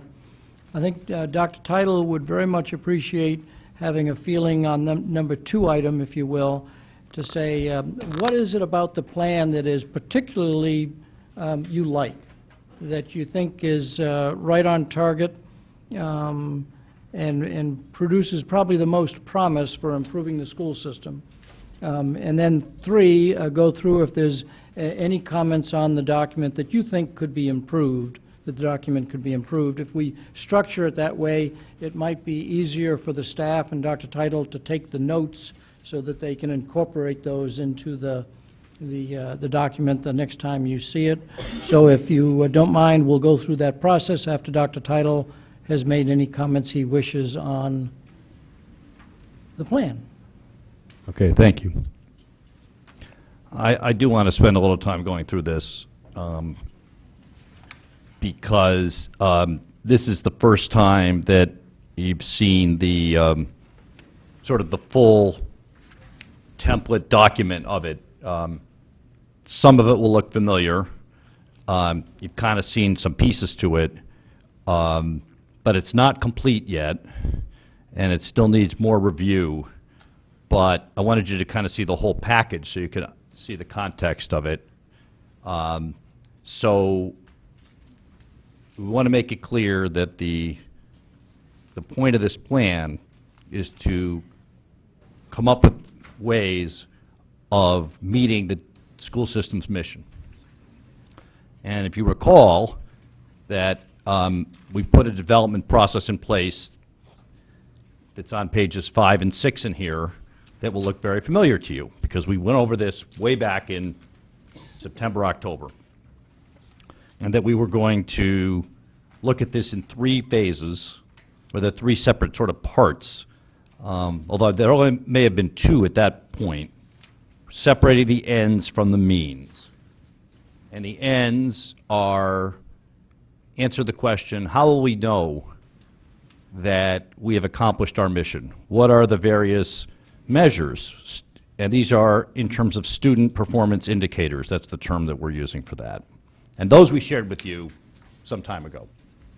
And we did a little tweaking of those based on some feedback. And then the second, and probably the most difficult, and the place where, I mean, reasonable people can differ on all of this, is what's the best way to get there? And that's sort of the new information that you have, and we've kept it pretty much in-house at this point because when it goes too far, I think board members sometimes are the last to know. And certainly heard that before. And so this has pretty much been an internal process, and now I'm basically making it an external process, and I'm starting with you. So the second phase is the means. I'll explain that in a second. And then phase 3, I wanted to get into some discussion in here to explain how this rolls out, what the process is to spread this work out, and how we're going to review it on an ongoing basis. And then the figure on page 7 is really just a graphical representation of that with some of the terminology that's in the document. So I also attempted on page 10, although the staff is still, chuckling is the wrong word, but they're interested in my attempt to graphically display how all these elements fit together, because we are looking for alignment. And we are looking for alignment up and down through the system. So we have been using a continuous improvement model for at least as long as I've been here, or maybe it was in place before. And you've seen this sort of circle of data for continuous improvement. I think it was, we've looked at that before, data teams. You had a presentation from Liz McGoey about how those work, but This is also about developing school improvement plans, that it starts with a review of student performance data, targets areas for improvement, looks for changes in practice, sees how they're going, evaluates them, and then reworks it. And the point of all of that is to impact the instructional core. That's the triangle in the middle. And the instructional core, as we operationalize it here, is the intersection of students, teachers, and content. And so one of our litmus tests for anything in this plan is, will it have a direct impact on the instructional core? Or is it something that would be nice, but ultimately is going to be so far away from what happens in the classroom that it may not make a full contribution to accomplishing the mission, and that any change in the instructional core is going to require professional learning throughout the process. And that informing all of this in both directions are the individual goals and plans of the teachers, departments, schools, and the district, and the arrow goes both ways because what we learn from our review of student performance data can impact individual department and school goals, but the reverse is also true. This doesn't have everything in it, but this is the basic model that we've been working from and that the plan is built on. In terms of how we're going to get there, the fancy term for it in our business is called a theory of action. Other people would just call it, what's your strategy? What do you think are the most important core strategies to get us from point A to point B, or point A to point C? And then can you lay out specifically what kinds of activities would be undertaken to do that? You've seen these elements to the theory of action previously, because if you recall, the list of district initiatives that we gave out this year, they were grouped by each of these 4 areas. Like, these have been pretty consistent since I've started here. We've continued to tweak them. And you'll notice that quite a few of the efforts that are underway in the carrots are familiar to you. So as I point out in the document, part of what we're doing is building on previous successful undertakings and deepening that work. We're not saying we're starting over here. We have a very high-performing and successful school system that we're trying to improve. We've been on a path of improvement for a number of years here, and I've pointed that out in a number of places. And we're going to continue that work. And I think it's an important message to our staff that we're not, because we're doing a district improvement plan, doing a complete about-face and going off in a completely new direction. That there needs to be some new stuff in here. We're not just continuing to deepen the work, but continuing to deepen the work merged with new and bold ideas is what we're looking for. And what's listed in here is what we're committing to do over the next 5 years. We're not doing this all in 1 year. So it should look a little overwhelming.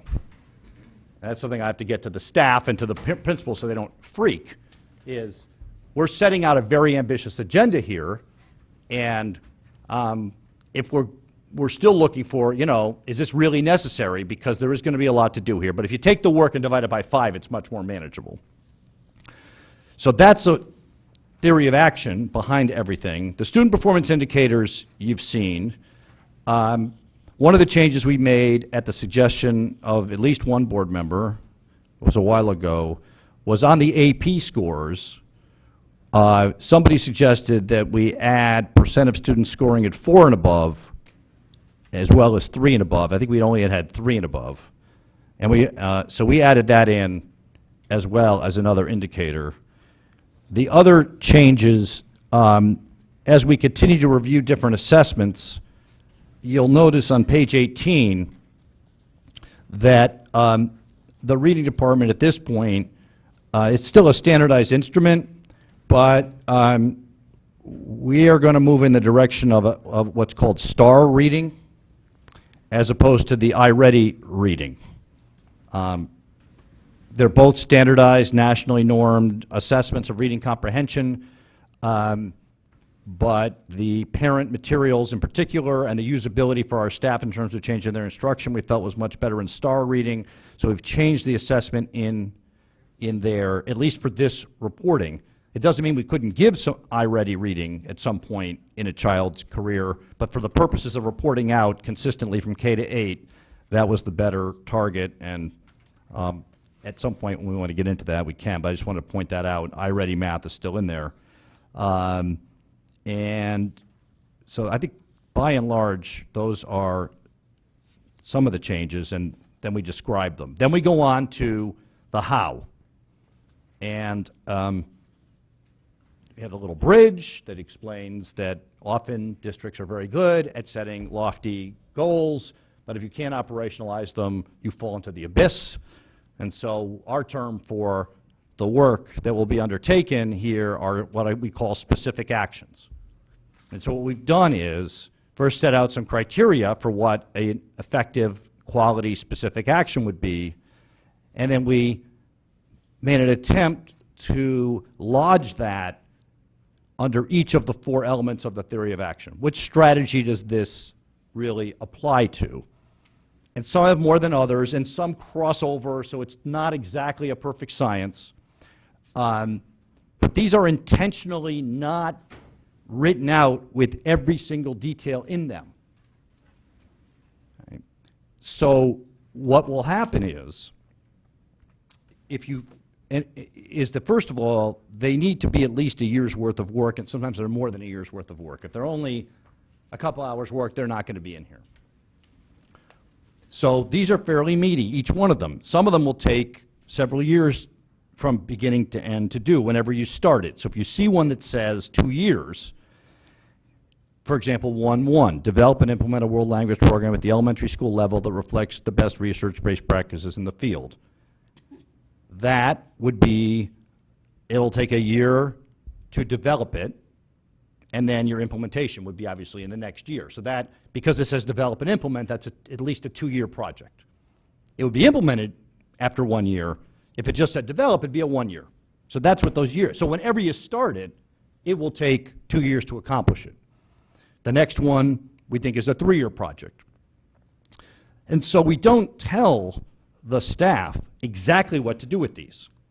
We leave that to the staff, we leave that to the administrator who will be in charge of implementing these to work through all the details. It's not possible to spell out every detail around every one of these plans in a long-range plan without, I mean, you'd have to set up, you have to work on all of these simultaneously. It would be very, very difficult to do. Or you could do it, but they'll be very vague. So these are really developed. These specific actions are intended to be outcomes. So these are measurable, observable, specific actions. So something has to come out of it. You should be able to say, we did it or we didn't do it. All right? So that's why you don't see what I call wimpy verbs. We don't say, study the possibility of maybe thinking about doing something someday about this topic. Okay? It says something like establish or develop or implement. All right? Those are stronger verbs. We tried to start with verbs for the most part, and you'll see a lot. Use, develop, engage, and so forth. So obviously the biggest one is under instructional program, and we break instructional program down into some subcomponents just to make it easier for people to follow it. And again, some of these cross over. It's not a perfect match. It's not intended to be. All of these with the intent of advancing the district on the student performance indicators, which we are saying is the way we're going to measure our progress toward the board's mission and goals. So that's what all the rest of the document is. Teams, leadership capacity, resources, and so forth. There's certain things where, you know, and even so, this does not necessarily represent all the work of the district. These are the change initiatives in the district. The regular work of the district has to continue on, and we have other plans we're working on that maybe don't go in here because they don't fit into one of the categories. For example, you're going to approve, I hope, at some point, a long-range facilities plan. We're still going to do that. That goes without saying. We have that plan. We're going to implement it. It's not in here. Right? It doesn't need to be in here because we already have it. It's written. You're going to approve it. You could put in here under resources, implement the long-range facilities plan. Wouldn't hurt anything, but that's why it's not there. And so there's a lot of these. And so what would happen is, just as we do now, and it's impossible to go through, from my experience in long-range planning, and say which ones will be done in which year. Very hard to go through and say, this is year 1, year 2, year 3, year 4, year 5. A lot of it depends on how well some of the early ones go. What we do is we pick off the ones we think we can get done in year 1. We schedule them. We see how they go. Based on how well that implementation goes, we then schedule, ones for year 2. Some are 2 years and 3 years, and they'll continue. We look at if there's any issues. And at the same time, we collect the data for the specific action on the student performance indicators. And that's what we tried to put in Appendix A. You look at all the data we're going to be collecting on this. It starts on, the appendix is page 1, and the last page of the appendix is 8, and I combined some things. So the one thing that's missing in here, and then I'm going to stop, is that before you can approve this plan, we need to put as much in here in this Appendix A where we have the baseline data and the target. In some cases, we won't have that because the measure's never been given, and we'll have to determine a baseline, say, next year. For example, the post-high school student survey, I can't give you a baseline on that because we've never done one. So that's going to be blank for now, but we'll update that as it goes along. Other ones, like graduation rates, we know. So we'll have a baseline of our graduation rate, and we'll set a target for our 5-year target for our graduation rate. So that work is yet to be done. And so that's my lengthy overview, but you waited till 10:40 for me to start it, so I felt like I needed to go through all that. And we plan to post this on the website tomorrow morning with commentary availability for any member of the public. As we do with curriculum, it'll be a separate tab, it'll be highlighted, and we'll have some focus questions on there, and people can type in their responses, and we'll leave that up there for at least a month, gather as much feedback as we can, and come back. And the goal is to come back with a sort of first reading of this at the May 19th meeting. This is not really a first reading because it's not complete. And then after the May 19th meeting, then we would set it up for a final approval, hopefully at one of the June meetings, so we can get going. I'll stop there.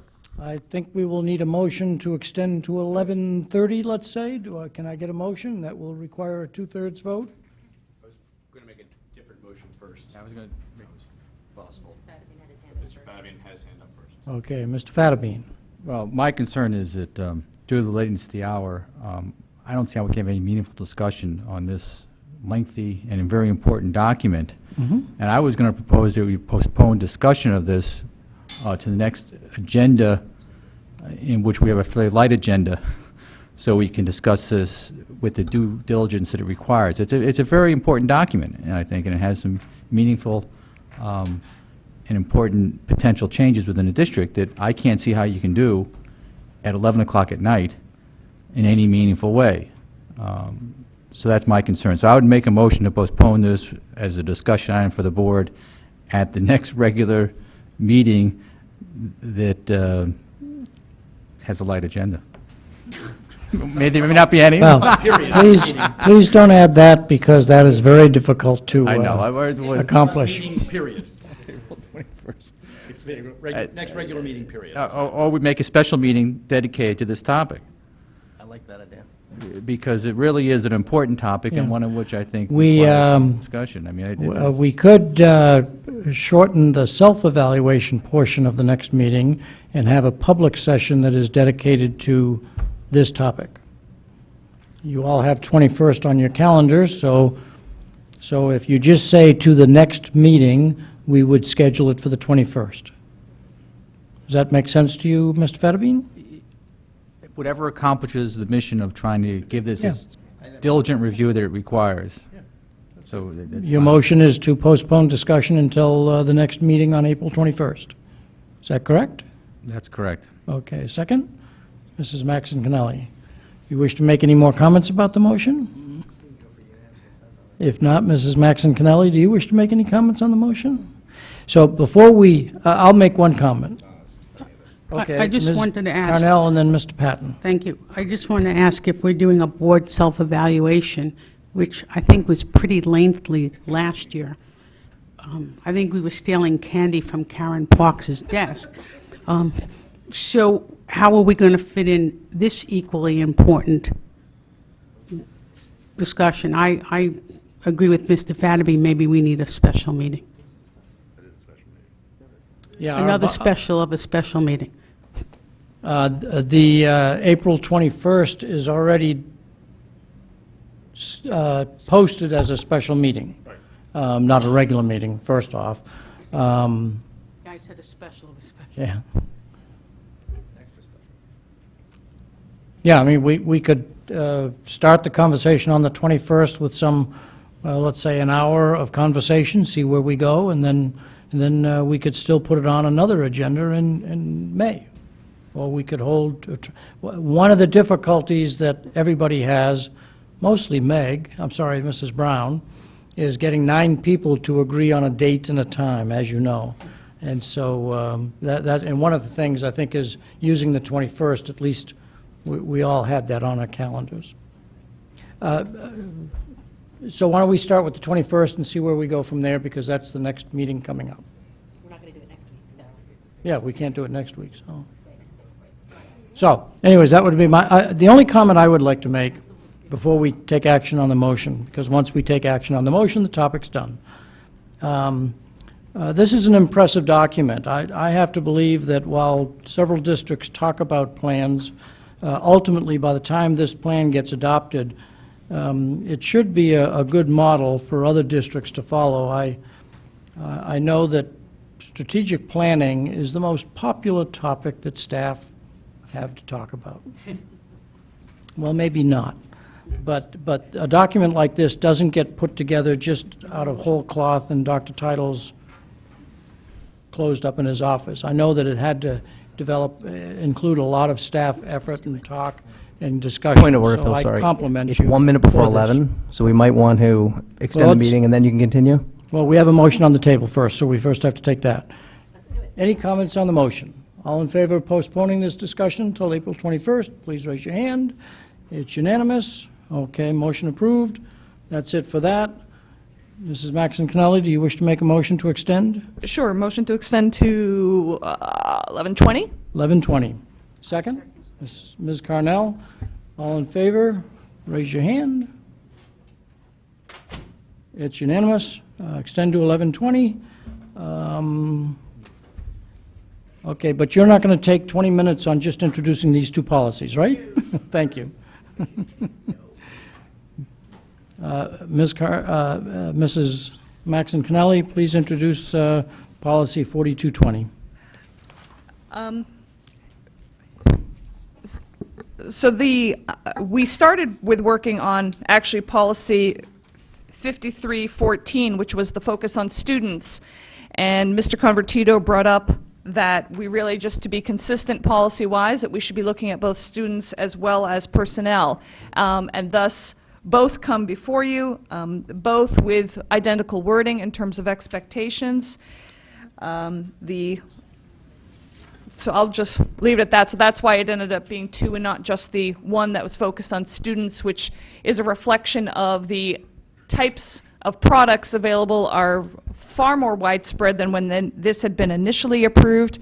And so we were asked by central office that if we could update it, who they in turn had been asked by the headmasters at both high schools to address this because it had become an issue, and thus it comes before you now. And that is my brief introduction. It would be very, very, very helpful if we could get ideas before the policy committee and the chair of the policy committee on any changes that you would want, because then that will hasten the discussion that we have at a board table and allow us to move through to other agenda items. So that'll go on for a vote at the next meeting, the next regular meeting. Policy 5314. I think I've covered. Okay. Why don't we say any questions on either of those two policies from the board? I don't see any hands up, but we do, Mr. Patton. I guess some clarification in terms of What a BD is? in any school building or on school grounds, in school vehicles. I guess on school grounds. So that basically means that wherever the property line is, for the school system, if the employee or the student, whatever, is smoking, let's say, in their car, that must be extinguished by the time, I guess, essentially when they get out of the car, that's it, right? And that's your intent? I don't believe it should be happening in the car. Well, It may be when they cross into the parking lot. That's my but that's understanding. it, right? Okay. I can't say that came up in the policy committee as a discussion point of the line of demarcation when you have to stop smoking in your car. Fair point. We I hadn't just know many discussed people that. who So I'm still speaking smoke from- and you would. So that's I just want to make sure that's kind of what that's I'm intending. just explaining that I'm answering from my point of view as opposed to the policy committee Committee. point of view, as we had not discussed that issue specifically. Is that it, Mr. Patton? That's it. Okay. Mr. Fattabine? One quick question, if you could. Sort of tobacco paraphernalia, I guess sort of explain what that might be, and reasonably resembling tobacco? What do you mean by reasonably resembling tobacco? Just maybe an example? We did discuss, first of all, we got a little education. I mean, allergies, now we learned about BDs, and which Ms. Parks had to explain to us, and what was that, why didn't you come on up? Why not? But it was obviously attempting to be all-encompassing so that headmasters would have a policy backing them up in terms of disciplinary actions against the focus was primarily on students. The issue of personnel came up only because Mr. Convertito pointed out that he knew that there was one for personnel as well. We pulled it up, and clearly we did not want to have contradictory. We wanted consistency across what was happening on school grounds by whomever. But Mrs. Parks? Yeah, so let me, Sonia, clarify a couple of things. One, there's been a state statute in effect since, I believe, 1989, indicating that there is no smoking allowed on any school grounds, or in school buildings. So we were actually a bit out of compliance. The sentence that said that you could smoke outside with receptacles is not accurate. It hasn't been accurate for a long time. So about whether you're in the car, it doesn't matter. If you're on school property, you cannot smoke. So we're just actually reflecting state statute. But the request came from the high school headmasters to look at this policy primarily because of electronic vapor cigarettes, because students are putting things other than vapor in those cigarettes. And they weren't really identified in the other policy, and they're not really a tobacco product. So I reached out to CABE and got their language here. And a biddy, which I also had to learn, it's actually, I believe it's an Asian cigarette with very large pieces of tobacco in it. So the intent of the CABE policy language was to cover all tobacco products that could be smoked, and now to also include other smoking devices that could include tobacco and/or other substances. So that's where the language comes from. I was not the one knowledgeable about all of those products, but I did get an education about it. That respond to your question, Mr. Fattabine? Sure. I'm not sure what, whatever the wording was, the... Reasonably resembling tobacco or tobacco products. So that may be covering some new invention that isn't out there yet. We were thinking ahead. Yeah, I guess. We don't have to do this again. So these two policies will be placed on the next regular meeting agenda for adoption. If you have any questions on the wording, please do get them to Mrs. Maxon Kennelly so that we can expeditiously go through the policies at our next, when we adopt them. On to item F. This is the first instance where we're using the new bylaw to look at information requests. And so we put the email request and the email response in as the enclosures so that you would know what we're talking about. And we labeled it as discussion and possible action because I'm not quite sure what Mr. Llewellyn's actual motion may or may not be based on the discussion. And so this, by saying possible action, allows us to take action tonight without having to add an action item to the agenda with a six votes. So we can take action tonight if a motion is actually put on the table. So I would invite Mr. Llewellyn to, I'll say, make his request if you want to expand beyond the email that was here. Sure. Thank you. And I'm not sure if action actually needs to be taken or if it's just an approval, but we'll get there. So let me start by saying that this request is about transparency and not a single event. It's about maintaining the public trust of how we're using our funds. A single event raised the issue again, but as we've been going through the budget process, I'm not sure that I, as a board member, have a good handle on the discretionary funds that are dispersed out at the school level. There was the situation that was spoken about earlier where there was an invoice and the question as to whether or not school funds were used, whether or not a tax-exempt status was used. And what came back was the response that an investigation was done. Yet we heard today at the table, Mr. Haverly said he received a response to his FOI saying that no information existed, to paraphrase. So those are in contradiction with one another. I think that in and of itself should warrant the board, wanting to look forward and look at more detail as to whether or not we can look at what's happening. My request was for copies of the check registers at the individual school levels. I think that the response was that it would take 12 hours to copy and it would take another 12 hours to redact. Well, let me address the redaction first.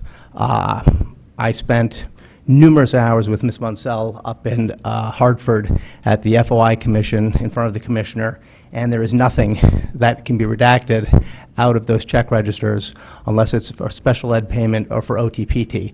So those 12 hours I don't think are relevant here because we're not dispersing checks to children. I think in terms of copying it, I would be more than happy to alleviate that problem by selecting schools or by going and visiting them personally and looking at them. I would like to get a better understanding of the use of funds and the source of funds.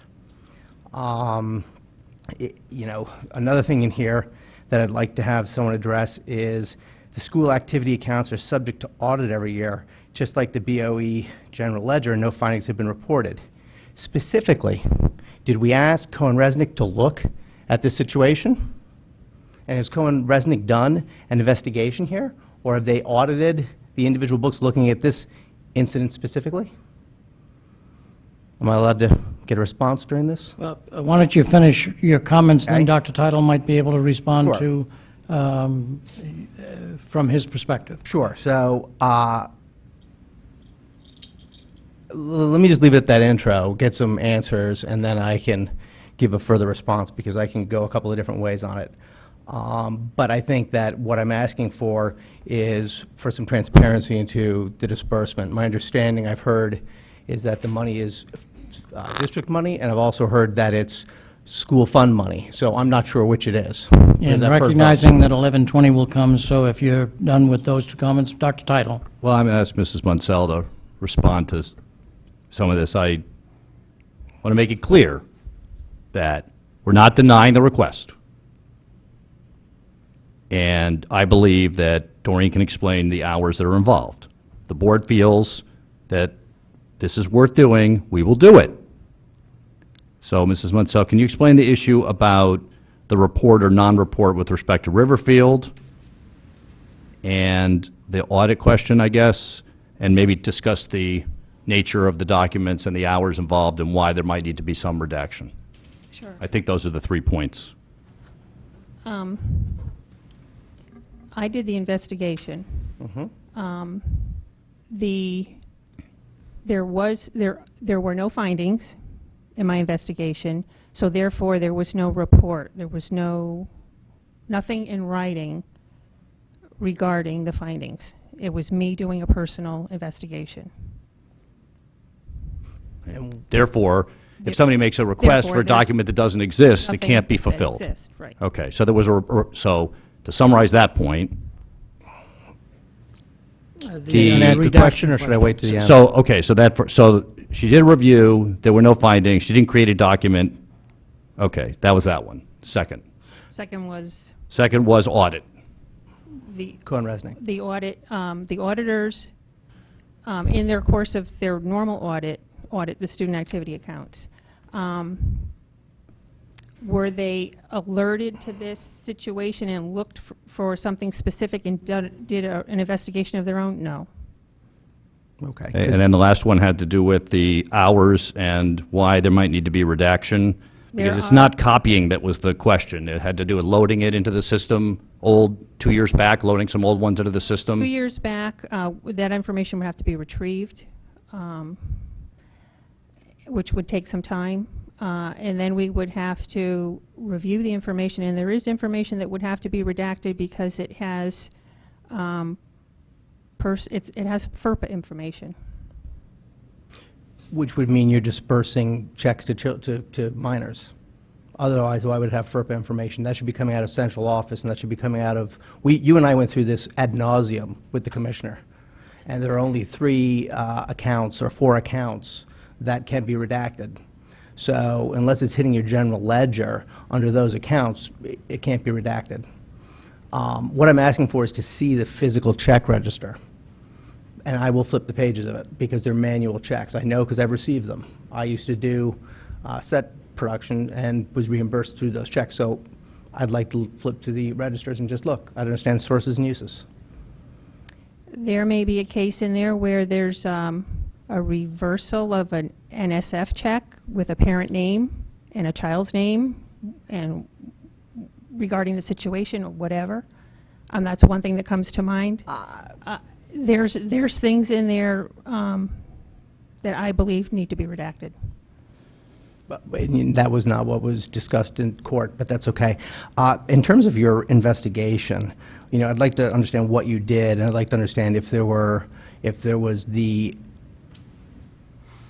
physical evidence, the letter states that it was done on a tax-exempt basis. I would hope, for all of our sake, that you documented the fact that it was not done on a tax-exempt basis. Because we cannot be using a tax-exempt code for individual personal issues. So I would hope, for the district's sake, you've actually documented that in a file, that you've done it and you saw that check that was written by that third party, and that check included. Otherwise, we're all at risk, I think.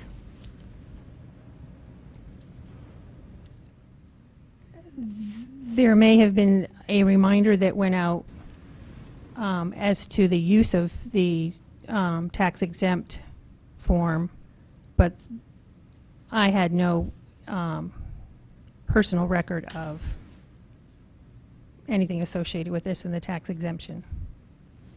I don't understand what you said, I'm sorry. There was no reporting to me, to anyone else, as to the use of that tax-exempt form in this situation. So, in fact, it could have happened on a tax-exempt basis and we just don't know it. I'm sorry? It could have been sold on a tax-exempt basis and we did not know that because we didn't investigate that. No, I did, and I believe it was used. You believe the tax-exempt status was used? Yes. And the invoice was corrected and then? Well, she's saying the tax-exempt status was used, which means tax wasn't charged. Correct? Correct. Okay. I think I'd like to see the Yeah. ledgers. Mr. Fattabine? I think this issue, this relates to an important issue in my mind, since we had inadvertently obtained evidence of some possible improper invoicing within the district.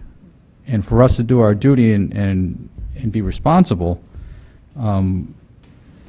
we may have an obligation to do something about that, whether it's an investigation. This is the first I've heard of an investigation other than an email after the request. I didn't hear anything happen until this time. I'm also sensitive that we don't want to expend district resources and have personnel spend time doing additional work. But I do think as board members, we have the right to access information, and in fact the duty to access information. And I understand why some of that may be a burden on the administration because of the time required to prepare and provide that access information. But I think we are entitled to it. So therefore, I'm going to propose the following motion, which may address this issue as maybe other issues that come up in the future. But I would move that any Board of Education member may access and inspect public records of the school district upon request and reasonable notice, and by making arrangements for access and inspection during regular school hours with the superintendent or his designee, or upon other acceptable arrangements, and that the superintendent shall notify all Board of Education members of all such requests. In essence, the hope is that this is a way that it just permits access by a board member for information that's a public record in a convenient, hopefully easy, and less time-consuming way for the administration, and puts most of the work on the board member to Can I access it. stop you for one moment? Yeah. I'm following the clock over there, by the way, in case you're wondering. Your motion actually is counter to the bylaw that we passed, and therefore your motion would be in violation of the bylaws. And as unpopular as I know this will make me with you and others, I'll rule that the motion is out of order because it would contradict the bylaws that exist. I'm going to appeal that ruling because the bylaws indicate that if it creates work for the administration, then it would have to come back to the board. I'm Correct. proposing a motion that would not require work for the administration that's excessive, and it just requires an opening of the access to public So records to full you board challenge the members. motion, the ruling of the chair. Right. The ruling of the chair is based on the bylaw that we just passed that does require the superintendent to make a judgment as to how much time, and then for that decision to come to the board.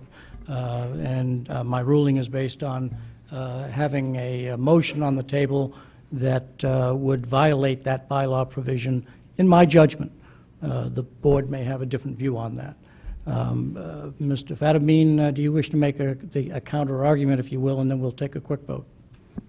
The intent is merely to provide access to board members of information that is being, it has in the past been difficult to obtain.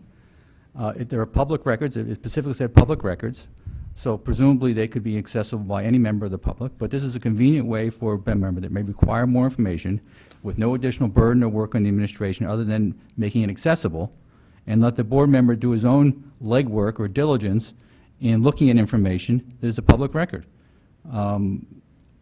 And it could be just, I think it's intended to prevent the administration from doing any additional work, but for satisfying the needs of the board to have information, and in fact, their obligation and duty to get information.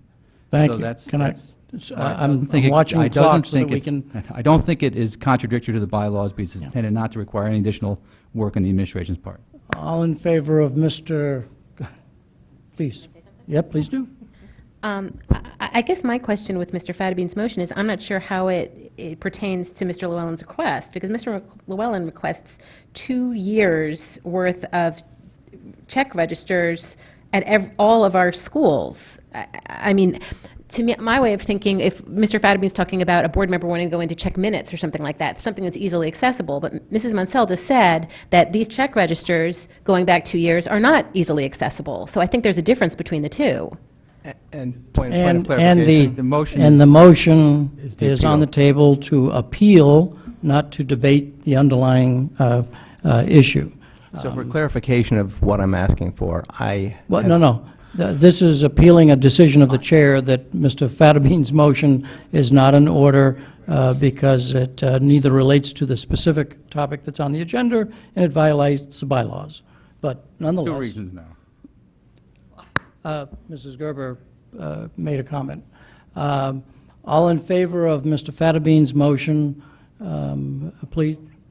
appeal of the chair's ruling, please raise your hand. Mrs. Lou McCormick, Ms. Carnell, Mr. Fadabine, Mr. Llewellyn, all opposed. Mr. Patton, Mrs. Gerber, Mr. Dwyer, Mrs. Maxon Connelly, 4 to 4, the appeal fails. I don't have any other clocks that I can look at. So we'll have to adjourn this to the next meeting. Can I ask you, therefore, to place a motion to us so that I have a actual motion that we can say is an agenda item? Sure, I'll draft one up. Thank you. And you may want to change whatever you're specifically asking for based on some of this discussion. The motion, we are 11:20, and our requirement is that we adjourn. So we don't need a motion because it's past the time.